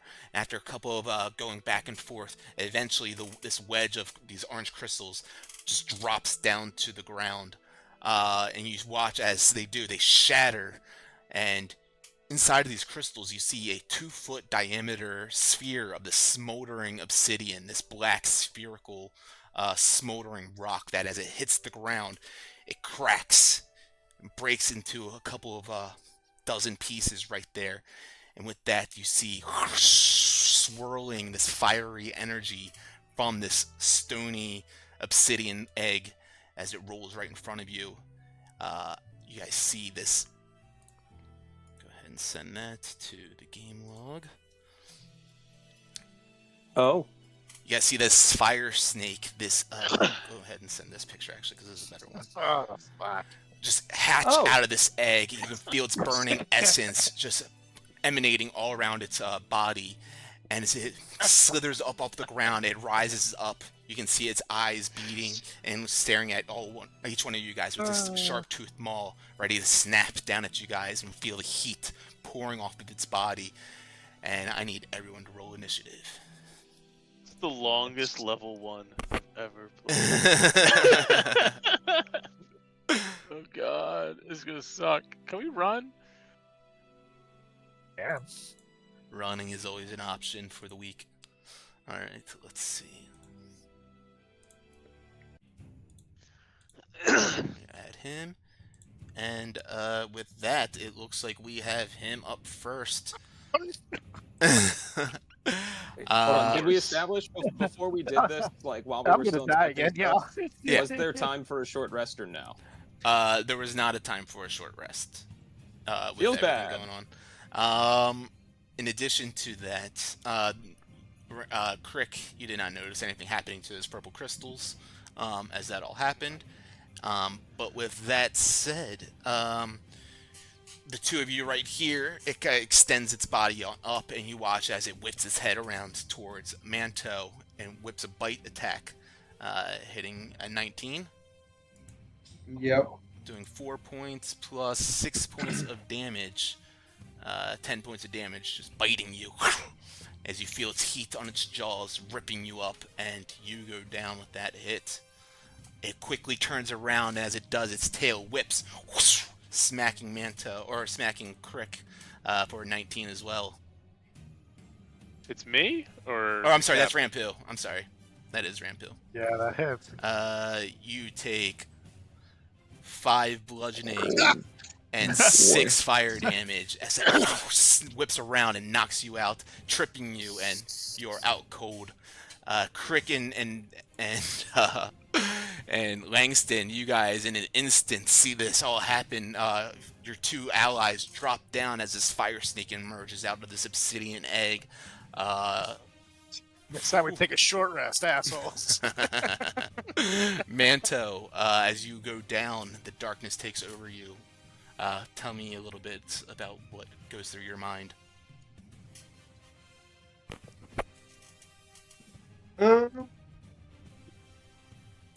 It's been an interesting journey with this conglomerate of different members that I've kind of found along the way, and didn't think that it would potentially end with talking to random mushrooms and then being beaten down by a fire snake, but here I am. Didn't have that on my bingo card. I mean, if there's one way to die, I guess that's certainly an interesting one, but I thought it had a little bit more life to me, so I tried to start looking around. Some sort of light shining through this Absolutely. darkness. Love it. And so let's see. Dungeon Master. Yeah, roll to 20. me. Okay. Okay.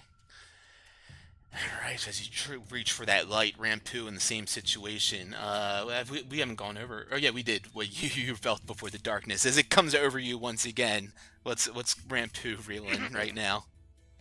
So, this was all so fast Yeah. that I literally was like, I went to scream that the dragon appeared, but it hit me so fast that I'm like, "Ah!"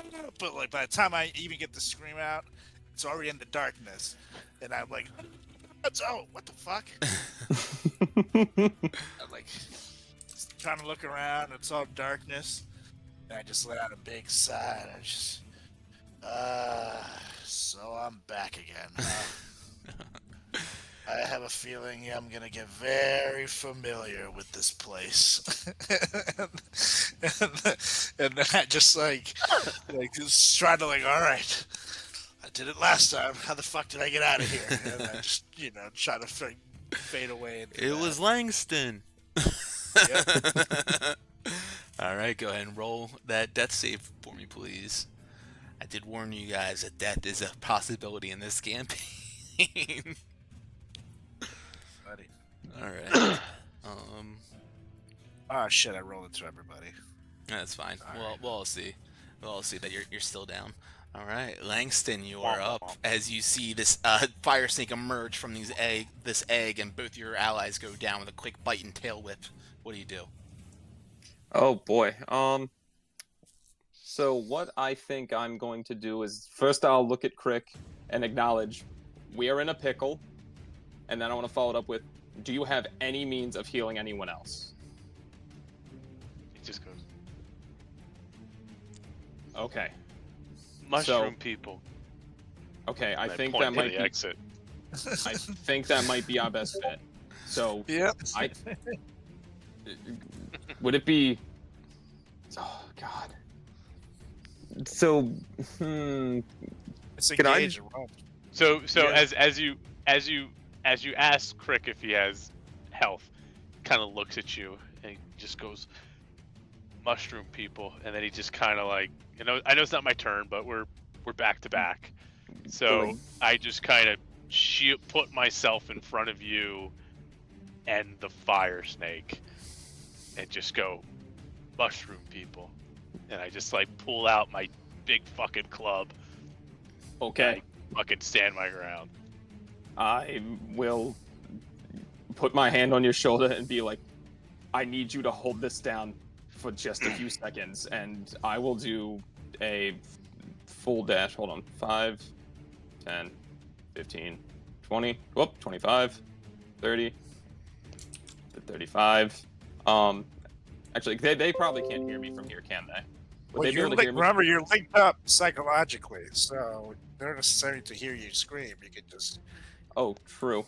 I'll just back like to the- I'll use my movement to at least go to like the entrance and just think for like the mushroom people in here, and just in like a very quick, like concise way be like, we found a way to clear up the room. we do need your assistance. As you yell that, trying to get one of them, go ahead and make a persuasion check. Okay. Yeah, I was just showing on that screenshot. You can turn on the ruler while you're dragging. Got it. Thank you for that. Sorry. Of course. 15. 15. One of the mic in his response. Oh, is everything okay? We think we can get rid of it, but there is a fire snake, and it is hurting two of our friends. Hopefully not 3, but any assistance you could spare would be so appreciated right now. Can you get the Kraken in here? Is there a way he can live out of the water? You would say, a friend cannot come out of water, but he looks down at his arms, which are not as bad as like some of the others that have been affected by the blight. It is my time. And you see as he stands up and begins to take long, like, steps out. His limbs very long, each one of them a little bit slow, but he makes his pace to you rather quickly still, even though his movement seems slow. Just the length of his limbs as he eventually makes his way over to you. You can see his beginning to like cough and choke a little bit from the fumes in here. Says, I will make sacrifice to help friends who make sacrifice to help us. You are the greatest Myconid I have ever spoken with and had the pleasure of knowing. Alright. Langston, go ahead and take inspiration. Anything else for anyone else? Or for anything else for your turn, rather? So I used my movement to get over there and call for them. Got a helping hand. Random question. That, I know you said I got the Ruby Morale that, like, was healing the Queen. I didn't really, like, I know it was just kind of, like, mitigating, like, the Blight or anything. Would there be any knowledge to gain if this had, like, healing properties for my friends? You'd imagine, like, kind of with the other mushrooms, it's an ingredient to help create something. Yeah. Okay. And I am not an alchemist, so I'm not even going to bark up that tree. Okay. Yeah. Then I used my movement to get over here. Yeah, that's all I got. Sorry, right. I don't. All good. We're only level 1. Crick, you are up. Pull out my gun. All right. Crick just starts slowly walking as Langston's running away. Crick is, he's the kind of final frontier here, so he just slowly walks towards the dragon, taking his giant club and just pounding it on the ground as I cast a dodge action, just to kind of intimidate this dragon. Okay. Anything else for you? That's it, baby. Okay. This Myconid Did now. I get a potion? I believe it was No, Rampu I have and a Manto climbing that got a potion. potion. Yep, I didn't get one. Yeah. The Ghost Figure. Alright, Agric, this Myconid, begins to make his way on in here. Let's see, he's got 30 feet of movement, I believe. 20 feet's actually strange. He makes his way on in as far as he can. Let's go ahead and do a dash action. So that was, I did 15 feet, he can go 25 more feet. He makes his way all the way up to this fire snake, and that's going to be his turn as the fire snake sees this Myconid in front of him. Quickly makes a bite attack at him. 19 will hit him. Good for the snake. 5 points of damage, and then whips around a tail at him. What did that do? 12 to hit. 12 will just hit, as it does 4 plus 6, so 10. And what was my first damage? 5, so 15. Alright, 2 big hits on him, and this Myconid makes his way on over here, and you can watch as this fire snake has already taken massive damage to him, and he's looking pretty weak. Manto, you're up. Anything reeling in your mind, or just rolling them saves? Still just trying to look for that light. Mm-hmm. I'm like, come on, this can't be the way. Show me the light. Okay. Alright, Rampu. Alright. Give it to me, McNasty. Okay, beautiful. Langston. Shit. Okay, hold on. Just mapping out real quick. 5, 10, 15. Oh, wait. Oh, I'm so close. God damn it. I'm trying to get to Manto to see if I can help, but I think I will just pop up. Actually, I got charges in this bitch. I will stand. I'll move up my 30 feet to get right to the Myconid. I'll do an application of the healer's kit to him. Okay. So he'll get 1d6 plus 5 to keep him in the mix. Because I'm just like, I really appreciate you doing this. You do not know how important this is to me. 8? I'll heal him up for 8. Okay. Well, actually, it's plus his. I don't know how many hit die he has. Oh, that's a good point. I mean, imagine. He's got 4 actually, so plus 3 more. Oh, sweet. So then, yeah, he's got 11 back. It's a 4th charge, or a 3rd charge. Excuse me. Math is hard, and I'm not smart. And then I will just kind of be next to him to try and like. Actually, you know what? No, that was my action. Shit, I forgot that's an action to do that. Yeah, that's pain. Yeah, I think that's all I can really do here. Boy, he's got no spells, nothing else is a bonus action. So just sit here and just like bandage like pressed into his like, you know, arms and like body, just like, you got this, buddy. I don't even know your name. What is your name? Do you got a name? Yes, I do. My name is Agric. Agric, you are a trooper, and I thank you. I will make sure we can get you cured and you live through this. Thank you. Oh, click show name to players. There you go. All right. Anything else for you? For this turn, no. I think that's all I can do. Just I am the support. Crick. I guess I'll run up to the dragon, scream at its face, and cast dodge. All right. I just go. "Ah!" All right. Let's see. All right. Agric is up now. He's going to, as he's in front of this fire snake, he takes his fist and just slowly punches at it. Let's see if it'll hit. A 7 will not do it, unfortunately. That brings us to the fire snake now, who, with Crick, jumping right in front of him, goes and tries to take a bite down at him. A 10 is gonna miss. He whips his tail around and tries to hit him with that. A 7 is gonna miss as well. Manto, you are up. Anything in your mind? Or... Still struggling to see any glimpse of light. I feel as if the energy I'm putting forth with it is just kind of wasting away. And I'm at a point where it's like, I don't know if I'm ever gonna find it. And so I try to give it a couple more efforts. At that point, I'll just eventually give in. Hopefully it does not come to that. Okay.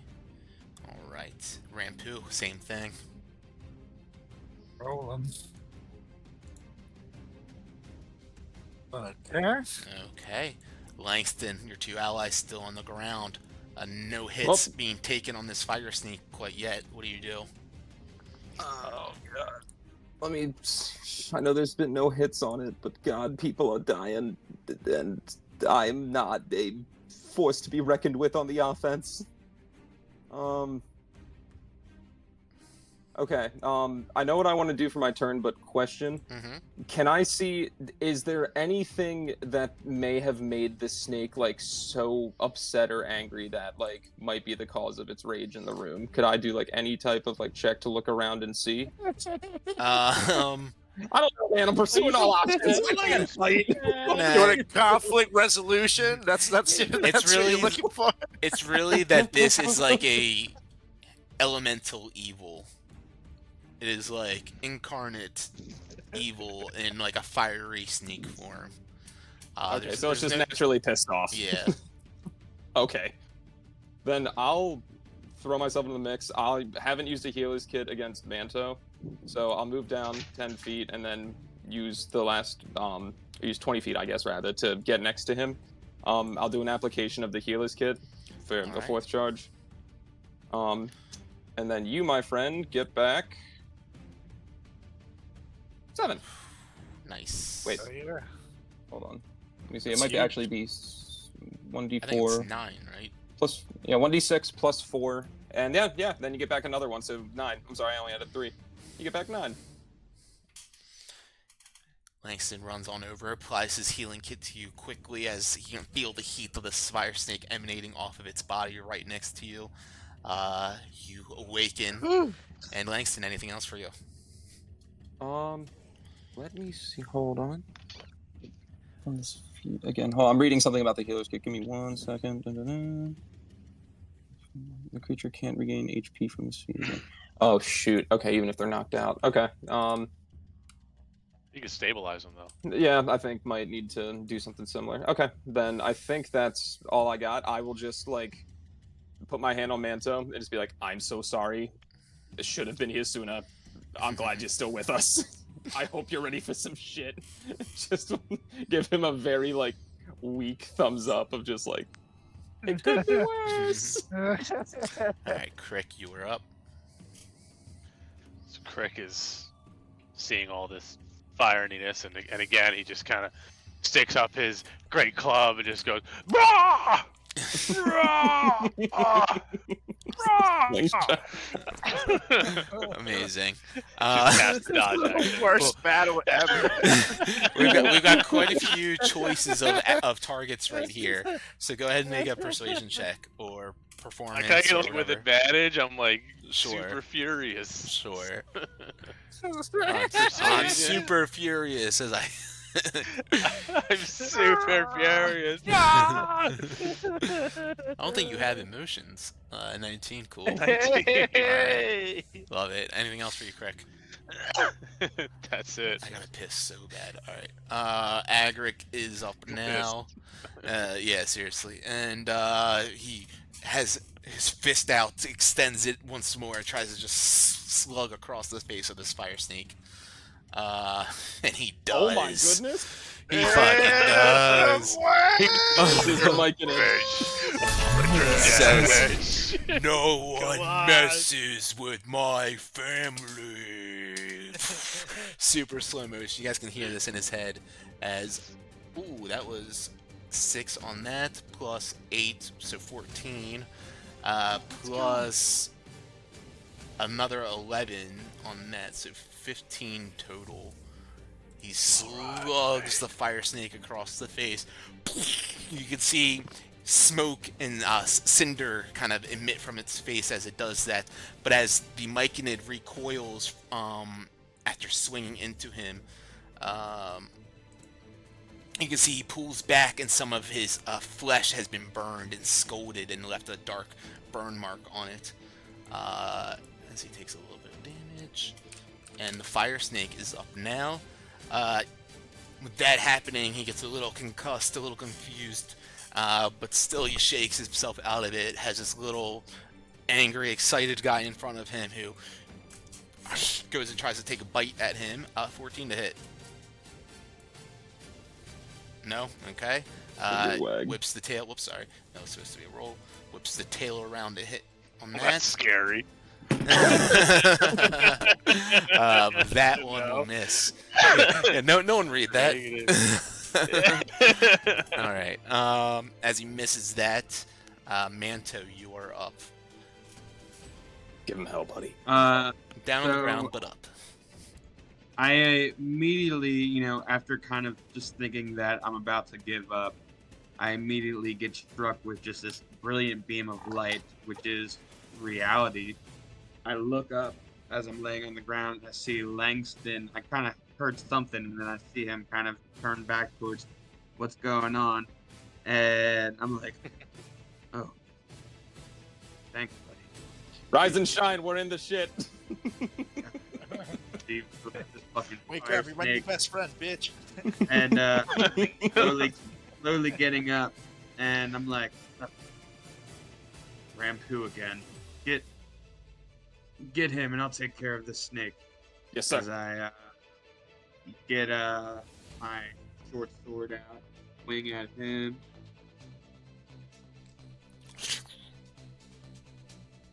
Fuck yeah, 9. 9 is going to miss.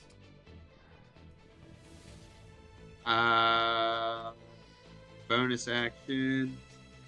Yes, that was technically supposed to have disadvantage anyway, so yeah, cool. But yeah, bonus action. Bonus action. First round after Does my coming up. bonus action get disadvantage? then too? We said only action. We didn't say bonus action. 18 Okay. will hit. 18. You do get sneak Hell attack yeah. on this. 5, yep. Jesus. Minimal damage. Oh man. Still damage. You I literally have pierce that. into him after getting up slowly, getting back to reality. Your first attack misses. After he swings his tail around and tries to hit Crick, you find an opportunity with your extra hand to stab into him with your dagger. And you pierce through his like armory kind of flesh, just enough to hurt him a little bit. But you get this feeling and this heat that pools off of his body, and you take 6 points of fire damage. Is that considered a reaction from him? No, it is. Oh, it's just like a Whoops. feature. Jeez. Sorry, Heated I'm body. trying to. There we go. Snake hits a melee attack. Oh, jeez. Okay. 4 damage. Alright. Okay. I'm gonna. Damn. Okay. Fuck. I'm gonna try and dip out. Hey, I mean, if you can shoot with your bow, that makes total sense. That's what I'm thinking. Alright. Yeah, as you go to dip out, it will swipe a tail out at you. 22 to hit. Oh. Dead. 4 points He's of still that. Plus 2 No, points he's of that. no! Come on. This Manto goes to run away, and quickly the tail whips him out, knocks him out cold once again. Rampu, you're up. But you're down. Okay.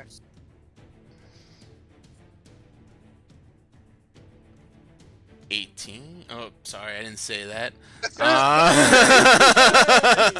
I didn't say shit. I'm so used to just saying what you guys roll. Okay, so that was your third one, right? Yeah. Okay. All right. Langston, you're up. Oh, man. Oh, boy. So stabilize doesn't bring them up or anything, does it? It just means that they can't die anymore. Correct. It means that they're at 0, but they're no longer dying. Oh, boy. Do they get to keep rolling death saves to come back up to No, 1 hit no, point, or they are just have to at get 0? healed. Okay. Okay. Yeah. Well, I'm a You know, potion in my pocket. Oh. yeah. I'm going to look at Crick. Actually, God, there's like no good way to do this without crossing this thing's path because I have to like move Well, across it's it. already done. It's already done its reaction. So it can't hit you again, right? True. Right? Yes. Mechanically speaking. Yeah. Okay. Yeah, you're good. Then I'll just, kind of like saunter in front of this snake and just go reach into. I'll just be like, "Excuse me, pardon me, coming through." Just like, I'm so sorry. Excuse me, your fieriness, and then Excuse me? just like get behind Pardon? him. Did you touch him to Beg pardon. squeeze through? No. Okay. I'd like to not just. He can like, do you know, 30 feet and go around, It's- though. yeah, totally. And I'll reach into Rampu's pocket and take out his healing potion Okay. and administer that to him. Is that that's 2d4? 2d4 plus 2. Yep. All right, you get Oh, wow. that's sexy. You get 9. Hey, that's amazing. Being force-fed, you open up your eyes to see Langston cupping your chin, pouring a vial down your mouth. Don't worry, it's not goo. Don't freak out. It's not goo. And I just take a deep sigh and go, thank God. not goo. Swear to God, not goo. All right. Anything else for you, Langston? Is that a bonus action to administer? So I still technically have an action. To give it to someone, we do it as an action. Which Oh, you're right. It's to administer yourself. Yeah. Damn it. Shoot, biscuits. Don't worry. I'll attack in like 10 years, guys. Don't you worry. Good run, but- can you? Clerics don't attack. I don't think I have any. No, my mace is like. Can I shield bash with my bonus? That's Wouldn't an do ability anything. that you have to earn. Not Shit! unfortunately. I am just here smiling, just healing people. That's what I got. Love it. All right, Crick, you're up. This thing is looking weak in front of you. I'm just screaming, "Rah!" And then I pull out my dagger and I try to stab it. Go ahead. With the 12. Hold on. We're gonna build for success at 14. That will hit now. Yeah! It did not before. And you hit exactly what you needed to. And The 4. again, there's Crick is bouncing around, and Crick, describe to us how you stick your blade into this thing and kill it. So I'm still just screaming there with my big giant club, and I just kind of like flip it in the air, and he kind of looks up, and I pull out my dagger from my other hand, and I stab him like right in between the. I actually hit him like right in a scale, but what he doesn't know is my dagger is tipped specifically to hit scales, so it ricochets up, goes under the next one, and just drags it right up top. It's like he's Amazing. built for success or something. Pierces right into that, and as it does, you can feel it's the life form of its body, this elemental force controlling it, just completely leaves this form, this physical form, and the heat from its body goes down your blade into your arm, and you can feel this immense heat from it. You take 4 points of damage, but the limp body of this elemental form is dead on the tip of your dagger blade.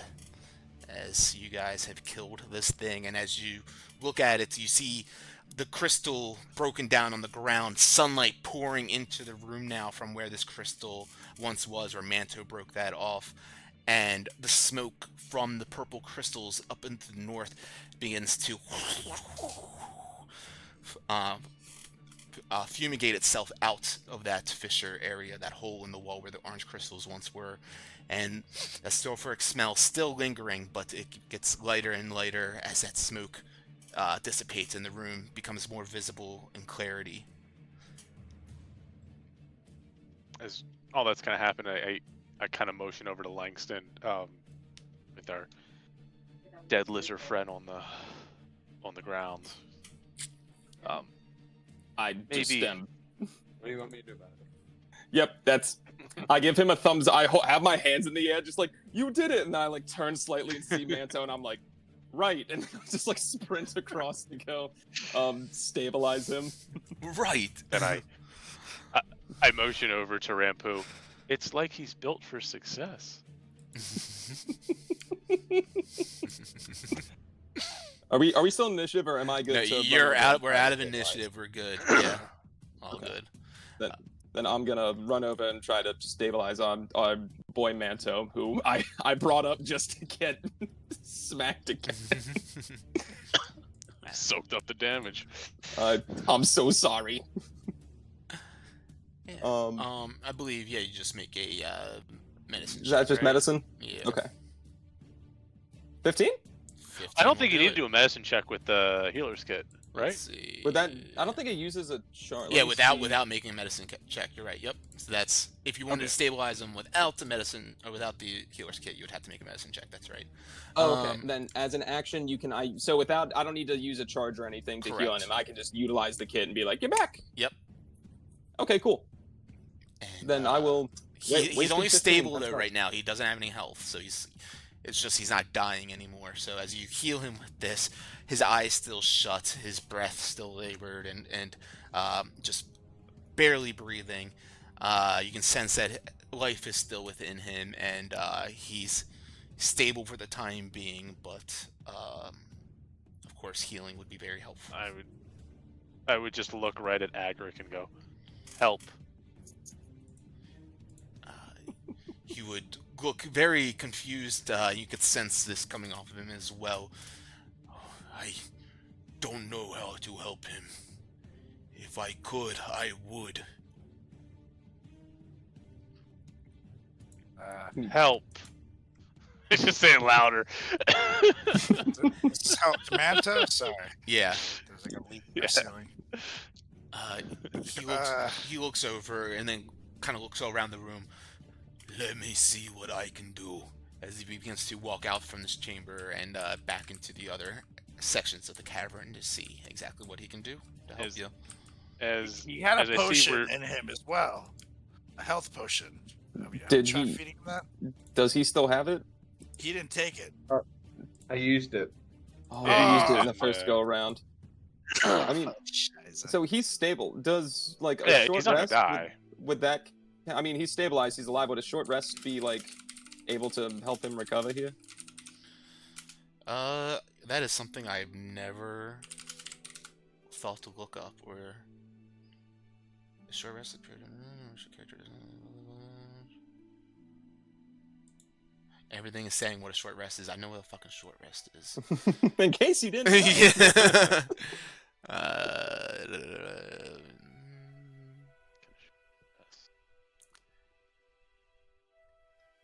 Yeah, so... Oh, wait, no, you have to have at least 1 HP at the beginning. Let me just... You know what? Hold on, let me just confirm with the sage advice. If you go to 0 HP, can you short rest after? Jeremy Crawford says a long rest requires you to have 1 hit point at the start. A short rest has no such requirement.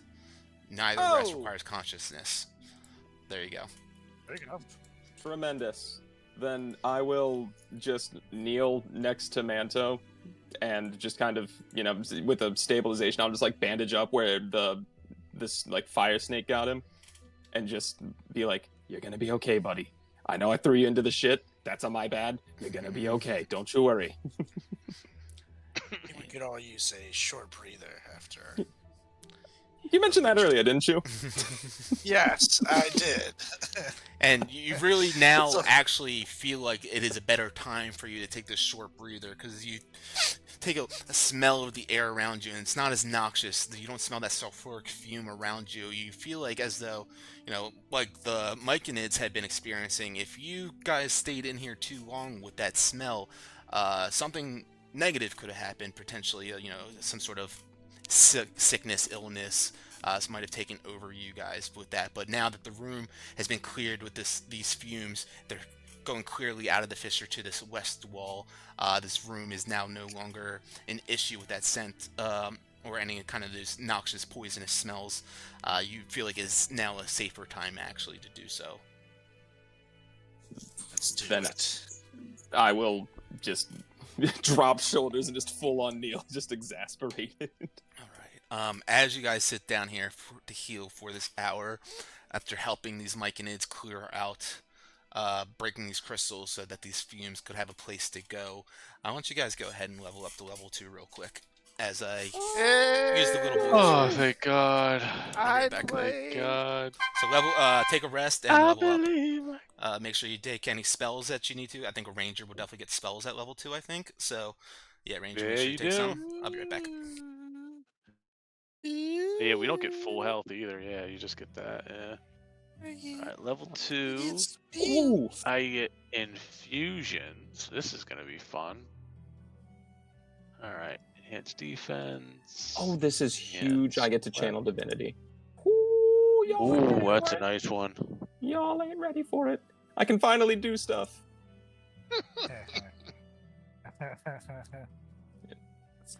Luke, I'm sorry I couldn't get to you sooner, by the way. That's on my bad. No, I mean, I was really banking on Nate not rolling high for like the 10th consecutive I don't time. think he rolled less than a 16 minus when he was attacking with disadvantage. Like, it was absurd. I knew the only way we were going to be able to kill him is if, I tried to run away. But then, frick, came through. Ooh, cunning action. Oh, yeah. There we go. Okay, I can't do more cantrips. Huddle of boundless coffee. What the fuck?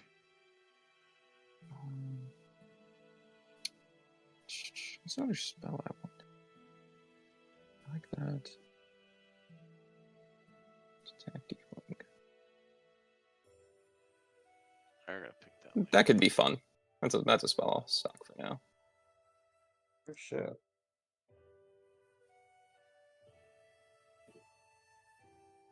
Okay, no ability things. Okay. That's bad. Perfect. So I could add any spell? Ooh, are you doing? Yeah, you gotta pick your spells. Oh shit, I get 2 spells. Yeah. Hunter's So Mark it is seems the, like- the gold standard to most rangers, but feel free to do whatever you'd like. And Nate, I'm gonna do replicate magic items for one of my things, but it's giving me like a selection of like 100 magic items, a lot that weren't in the thing I was looking at. So can I pick that later? Yeah. What were you looking at before? Before I was looking at like Goblins of the Night and stuff, which is on here, but there's like, I mean, I can scroll down in this list. It's nuts. But is there like a limitation? And it of, all like, says what level volume 2. or what like rarity? It all says level 2. It all Okay. says level 2 in here because I can get like Masquerade Tattoo, a Charm, Orb of Shielding. I don't know what any of this stuff is because it's maybe it's from all the other books you have. Yeah, other books I own, yeah, for sure. Look at you guys with like double digits, 17, 18, 23 health now. Love God, it. it feels so good. Langston, did you get some new spells? I did. I got one new spell. Actually, let me see. Dun-dun-dun.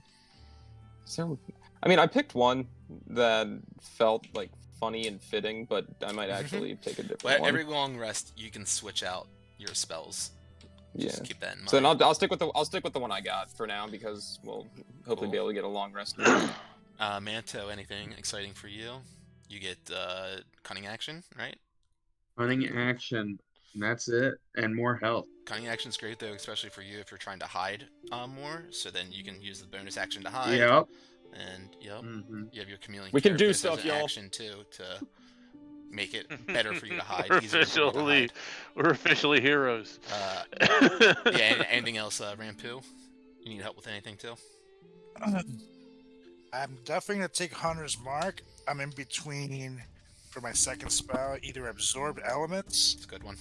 or something like Cure Wounds, but 2 of them I already have. Absorb elements is fun, cause like with this fire damage, it's not like it would have, cause I think he's immune to fire. Actually, let me see. Resistant. Lightning. Yeah, but like you could like really take, good at you could later take- levels because you yeah. just half it. You could absorb like Oh, yeah. if someone does like a And I can absorb it for my next melee attack too, which I like. if someone does Yeah, like I'm a gonna do 50-point fire breath Yeah, you gotta weapon spit it attack back on you, out, you get yeah. resistance on it, which is sweet. Happy mount. All right, cool. So you guys all feeling a little bit rejuvenated, health back up, ready to continue on. As you make your way back in here, as one of the Myconans make their way back in here, you guys have rested, seeing that you guys have all healed. Oh, good. Everyone good now. Sorry, we couldn't, nothing to help folks like yourselves. Only beings as us, but we appreciate all that you did.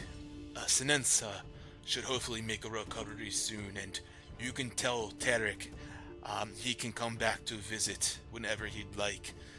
And if there's any other mushrooms that you would like to look around, you can maybe take a couple of more if you'd like, but we thank you deeply for your help figuring out the cause of this blight and getting rid of it.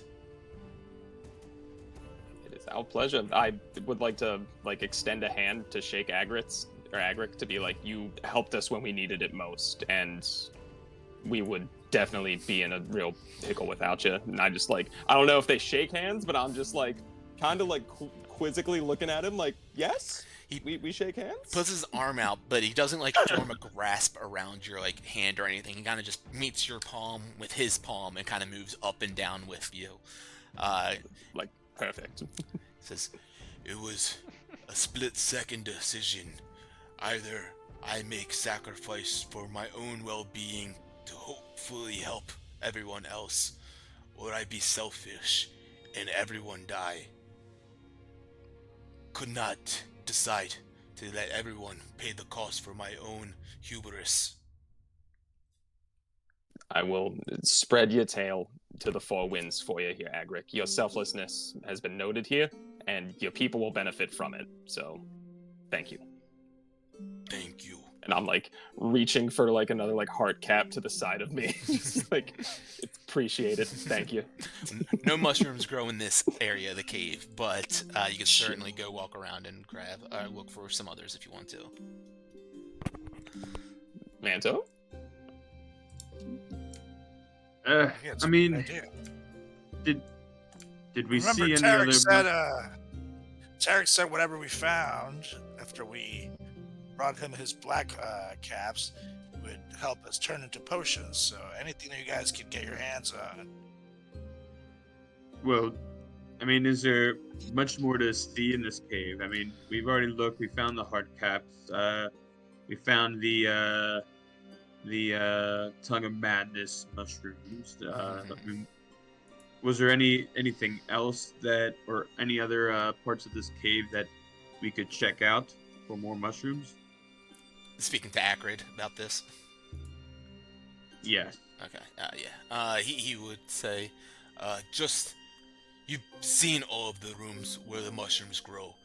A lot of them are unhealthy due to circumstances. But if you find any others on your way out, of course, feel free to help yourselves, but leave enough for us and for future growth. That makes sense. Understood.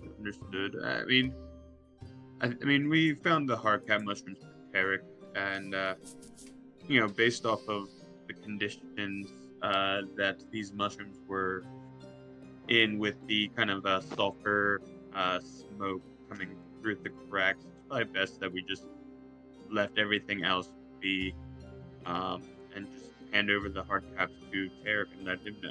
We did what we came here to do, helped him figured out what was going on, and got these hard caps. I think everyone's happy. I mean, I got 6. I don't think that's any small amount. That's enough for Tarek, I would think. He's going to be happy nonetheless. I think so. I look at Agric and I'm like, so if we go to leave, is the mushroom kraken cool, or are we gonna have to how's that gonna go? We'll handle it for you. Thank you so much. You're welcome. He begins to walk away, and you can sense him opening up his communication, starts speaking some sort of alien language. You imagine that he must be speaking to the octopus in this capacity. And as he begins to walk on out, you guys are free to do the same. Do you guys want to check on the queen just to see if there's any signs of improvement before we go? Just to, be thorough and extend our well wishes. Might be worth coming back here if we need to. It could be good to let her know that we did what we did, and hopefully the smell won't be an issue in here anymore. All right. I agree.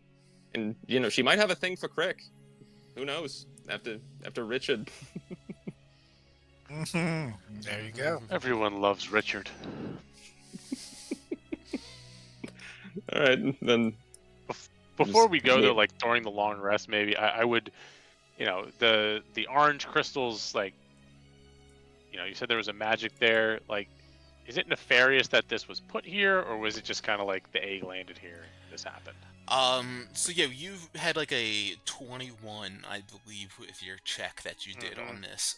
It says you like cracked it open, or as Manta cracked it open, and as you're observing and everything, as I mentioned, you noticed that it was not of this plane, the way these crystals were growing. There's some sort of arcane magical nature about it, and as you see that the obsidian sphere rolled out of that and what popped out of that, you can only imagine that there's some sort of linkage to the elemental plane of fire here, and at least just keeping in mind that there's some sort of fire ancient magic energy that has pushed up through here and created that. Okay. Cool, man. Yeah. I think we should go to the queen. Let's do it. I'm with it. Okay. Let's do it. You guys make your way on over back up to the room with the queen. One by one, as you guys get on over there, you see she's still lying on the ground, unconscious. Two of these mushroom folk specimen tending to her with these glowing purple or glowing red mushroom caps that kind of resemble human brain. They puff it all around her, and as you guys walk in, they have this sense of respect and thanks for you guys and everything that you did. And as one chimes up in and says, Akrik mentioned you all help get rid of smoke caused blight for mushroom people. We thank you, as Senensa, if she was to deal with it for too much longer, surely would pass on to greater pastures. And we thank you for helping us. She's still ill right now, but surely in due time all shall be returned back to its natural order. Due time. We thank That is- you that is again. all. These mushrooms, they have great healing powers and capabilities. We give you one, but you'll help us with this, getting rid of the root cause of the blight. You may take another if you would like. Would Queen Senensa still be okay if we took another?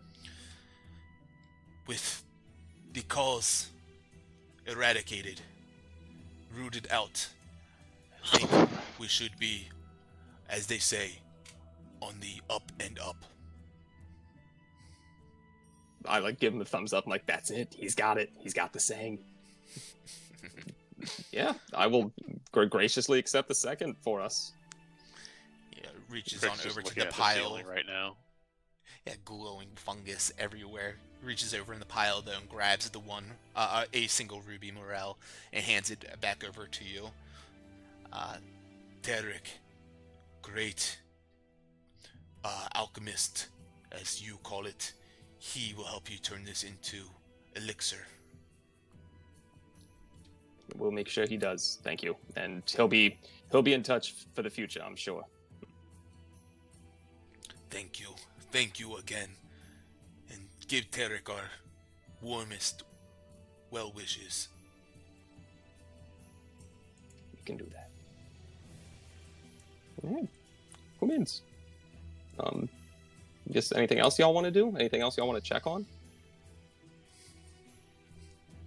I think we should head back to the town and meet our friend. Agreed. I think that's good. Let's do it. Anto, you cool? Yeah, I think it's best that we go to Tarek and let him know everything before moving forward. Let's do it. Let's do it to it. Okay. Just You guys make your salute way all the back out mushroom of the folk. cave. You say your goodbyes to the Myconids. Some of them still in their transcendental, dreamlike state, this hypnotic state, as you can kind of feel this psychedelic aura just emanating off of them almost. The room begins to spin a little bit with the glowing essence of each one of these patches, the glowing mushrooms. As you guys continue to walk on out, you make your way past the glowing octopus, fungal octopus in the waters, and you make your way back onto the boat. And if there's nothing else, we can go ahead and take you guys on your travels back to Dragon's Rest. Yeah, buddy. Okay. Do it. One by one, each one of you guys hop onto the boat, pull up anchor, and begin to set sail across the northern part of the island coast. It takes you guys a few hours, about 3 hours or so. The sun is setting in the distance. And as you guys are beginning to approach, getting closer and closer to Dragon's Rest, the sun has now begun its full descent. Darkness has enveloped the sky.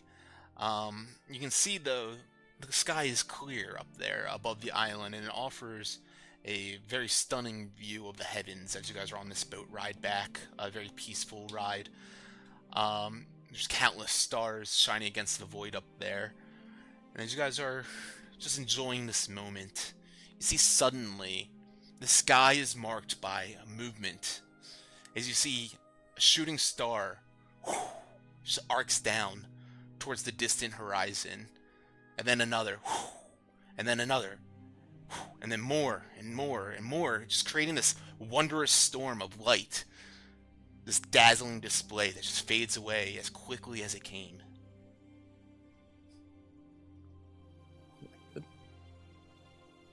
So they don't land, and they just kind of grunt through the sky. Nah, yeah, it seems like it's pretty far, like, north, and like even like inland from where you guys are. Like, you guys are of course like in the sea right now. It seems like it's towards the Sword Coast and north. It's just like not even around. Yeah, the you guys island. just see it like in the sky. You know, you're surrounded by darkness right now, and in the waters, no light sources around you guys. You can just see this dazzling display of shooting stars falling out of the sky to the north. Almost as if we did a job well done. Beautiful as it is, I have a bad feeling about it. What could be bad? It was so bright. Bad feeling? It's like the heavens approve. Let's of make us a nature check, and what we Rampill. did. I believe you will also add your proficiency bonus one more time to this, because this does deal with the coast. Okay. Oh, and it's a dirty 20 plus my proficiency bonus. So 2 more, I believe. 22. Yeah, buddy. Cool. Rampu's gut feeling holds a bit of potential truth to it, as this unusual, display of celestial, a play in the sky, essentially. It's strange because there shouldn't be shooting stars at this point. You know your kind of star charts a little bit, as being someone who's a sailor. It's not normal for this time of year to see a celestial display like this. Let the crew know that. This is highly unusual. God, so actually might be a little foreboding. Yep. In your, well-traveled history, do you know any, indication of what this means, or just not great? I imagine I haven't seen anything like this before at this time, right? No, yeah, it's Okay. This is not normal for this time of year, certainly. This is outside of any of my many travels, and let me tell you, there's been a lot of them. Oh, good. I guess. Maybe we could ask. we could at least ask Nara if there's any, sign as well. I mean, we can know it's not good, but maybe she'll know more. Definitely. And as you guys continue on sailing after seeing this, you eventually make your way to Dragon's Rest, of course. Pull the dinghy up ashore, tie it off, and begin to ascend up the stairs along the cliff face to the actual sanctuary itself. And you see everyone, after they've already had their meal for the night, it's pretty late in the evening, people are getting things together to shut down and call it a night and get some rest. You see Tarek still outside. He's putting away some of his tools and goods and whatnot. Runera walks out of one of the domiciles and begins to help some of the kobolds with some other task. And as they see you guys walking up the pathway here, of course greet you guys. And Runera would say, "Oh, well, welcome back, great adventurers. I'm glad to see you guys have come back. Did you enjoy your travels for the day? As Tarek said that you went out to go meet with the Myconids. How are they doing?" Well, I died twice, came back to life, so not that well. But I didn't. I think the I Myconids did. will be all right moving forward. Tarek hears thought it you was say three that, chimes in. You did. You guys got to see my friends. You got to see my buddies. That's right, and we got a special surprise for you, big guy. And then I point to the guys to give them the mushroom. Langston just has all of them in his arms and is like, just holding like, all the mushrooms. Holy shit, guys! This is your first time going out mushroom hunting too? First time. Oh man, Yes, sir. you guys, fantastic. Oh, first of all, tell me everything. What happened? What's going on with them? Well, it seems like this coast is not the only one being afflicted by a mysterious curse or affliction, if you will. The Myconids are not doing too hot. Their queen was under some sort of disease and not doing too well herself. Many of them seem to have something covering their skin that made it turn black and Blight. scaly. Correct. Sort of infection. And the source seemed to be this cave, this compartment in the cave that was spreading out these fumes that was contaminating them. But we were able to break through the wall in the cave and hopefully lead the fumes to exit out that way, which should take care of the problem, but it was not so easy. See him nodding. Although, Tarek, we did come into a fire snake. Do you know if this island has any history with the fire realm? A fire snake? No. I mean, with the elemental plane of fire, I don't think Dragon's Rest has nothing to do with anything like that. I mean, Runera, I'm right? You know better than anyone. She would chime in. Well, Tarek, of course, yeah, this island has a few scars, so to say. You see her kind of like a little, not closed in as she's speaking about this, but seems a little reserved. But she does speak up. Excuse me. She's like, yeah, this island has a deep history of battles against ancient chromatic and metallic dragons. So you'd see an ancient magic sits around this island from the fire elemental plane. We encountered some kind of elemental dragons before we found the Myconids. In the same place, or? It's right We outside found of it. those in the waters. Interesting. You see her pondering this. As, again, there's been a history of conflict amongst dragons in ancient times around these parts. But another story for another time. You all seem famished and worn down. The kobolds were just cleaning up after dinner for the evening. Would you all like to potentially go up and help yourselves to some food? Of course, the rooms are available if you need to get some rest. We would love to, but before we do, and I would fill her in on the shooting stars and stuff that we saw way here. Just basically ask her, do you know what this could mean? I've never seen anything in my travels like it, and quite frankly, it left me feeling quite uneasy. She looks at you. You can tell she kind of eyes your scales a little bit, the metallic sheen of them. And then she looks back to the sky and says, yes, we witnessed the dazzling display as well, and your concerns are rooted in truth, and your perceptions are correct. This does not seem like something we should expect around here, at least at this time of year. We've never seen such a display of celestial, dazzling stars falling from the sky like that. It's almost like a performance of the gods.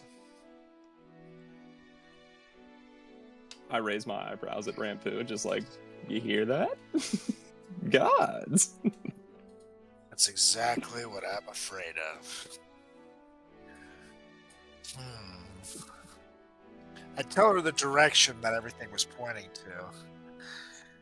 And I said, do you think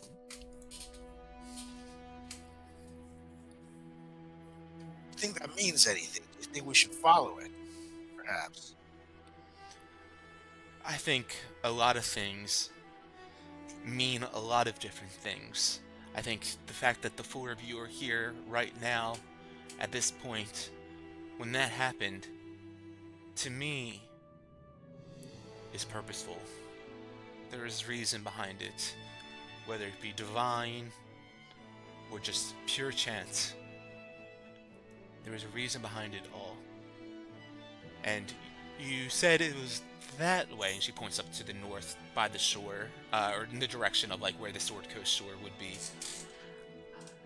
So, yeah, there is, say, a ship that will be coming in a few days to drop off some goods, and will be traveling to Luskin about that general direction.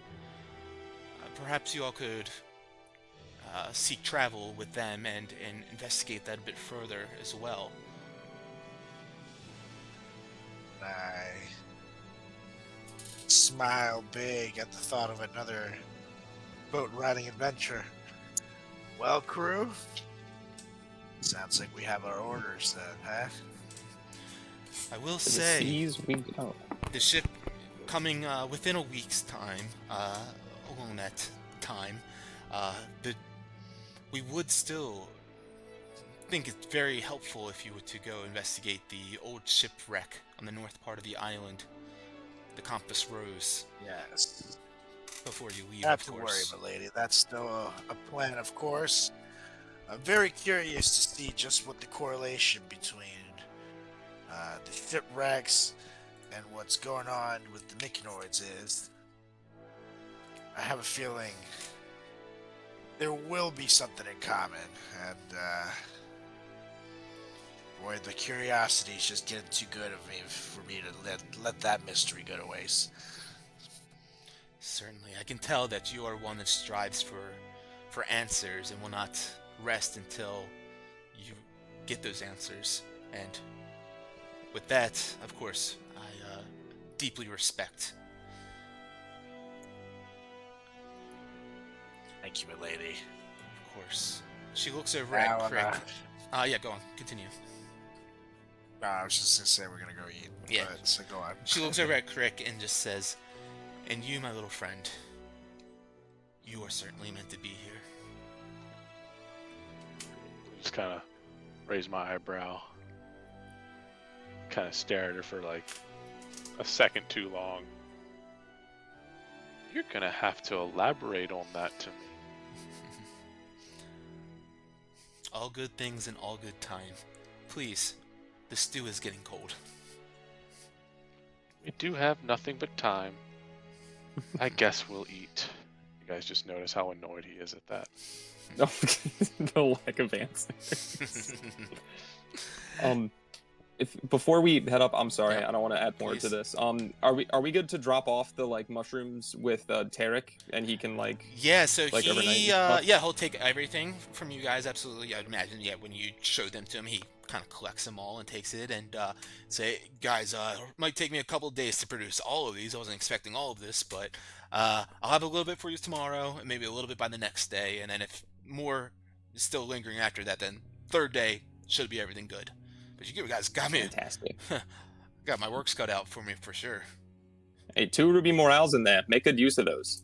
I Those want are to rare like as shit. lean into him. I want to like lean into him and just be like, hey, can you do a little something extra for, you know, our boys Manto and Rampu? They definitely went through the thick of it, and you know, really put everything there they had. Kind of gives you a nod. Yeah. I mean, do you have anything in mind? Just I don't know if there's like a surplus of feeling, or if you can do like some kind of fun with like, I don't know, any type of like special like enchantment for them. I don't know. Again, I don't know your capabilities. You're just a real handyman. Yeah, I got you. I'll do the best I can, given what I have, of course. And within 3 days' time, you guys will have a stock full of potions, elixirs, all the good stuff. Appreciate you, Tarek. Yeah, of course. And Oh, he and pets Tarek, you you'll on the be shoulder. happy to know that Mhm. your ship is in one piece. So thank you, my friend. I didn't think I had anything to worry about with you guys, but I appreciate the reassuring me. You're welcome. He kind of just laughs at you, puts a hand on Langston, patting him on the back, and Langston, as you look over back at him, again, you like notice his very tough, rough and tough demeanor, but he's on the exterior, but he seems very kind, has a very gentle soul to you guys. Tattoos all up and down his arms. You see like a golden noose tattoo down his neck. It really kind of gets your eye. But you know, he's got this really kind of rough and tough demeanor, but he's a real sweetheart to you guys. As you guys go on up to the kitchen, up to the dining room area and library to get some stew for the night. You guys all quaff that down. And then did you guys have anything that you wanted to discuss in this time before maybe settling in for the night, taking a long rest and whatnot?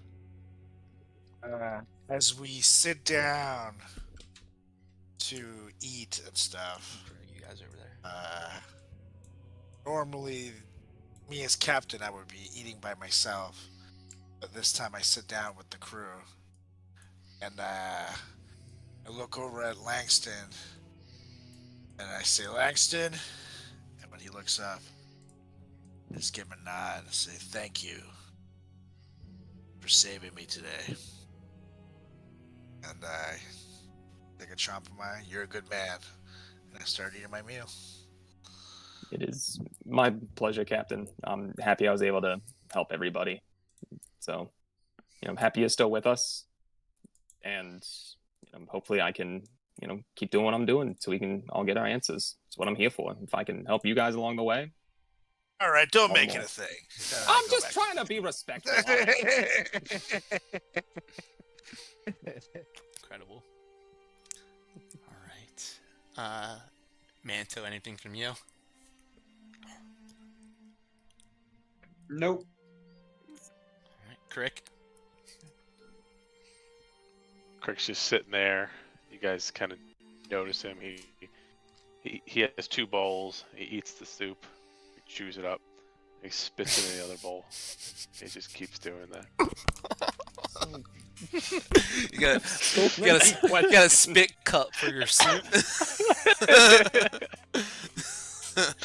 And he's just like, the entire time he's doing this, he's just like, you can see how upset he is that he has to eat. Incredible. And Langston, finishing off, anything for you? Besides just having a million new questions opened by Crick eating stew, I think the one thing I wanted to like see, could I like do like a history check on, like, you said Tarek has like a golden noose tattoo. Yeah. Could I do like a history check or anything, or even just like, you know, honestly, I know Manto's like, you know, kind of trying to like track somebody down. Could I be like, were there any like characteristics or anything for a person you were looking into? Or just any type of, you know, information, I guess. Manto? Golden noose? How do you want me to answer that? He's asked, like, Oh yeah, I so, can just do, like- you were looking for someone in particular, right? So go ahead and make your Correct. history check. Okay. And would you describe like what you see with Manto and like all that? Yeah, Langston, me? you described that to Manto. Yeah, I would say just like, you know, I realized we didn't really touch too much on it before. Just like you're here to, you know, track a man down. Like, were there any like Golden identifying? I mean, do I know anything about a golden noose tattoo? Yeah, so you would recognize that instantly as the symbol associated with your Thieves Guild, the Gilded Gallows. Oh, I-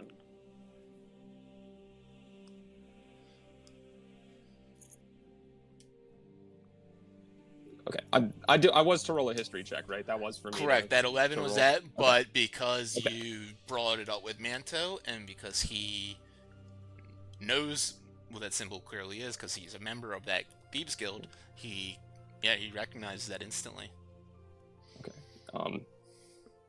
So yeah, Manto, might have a lead for you.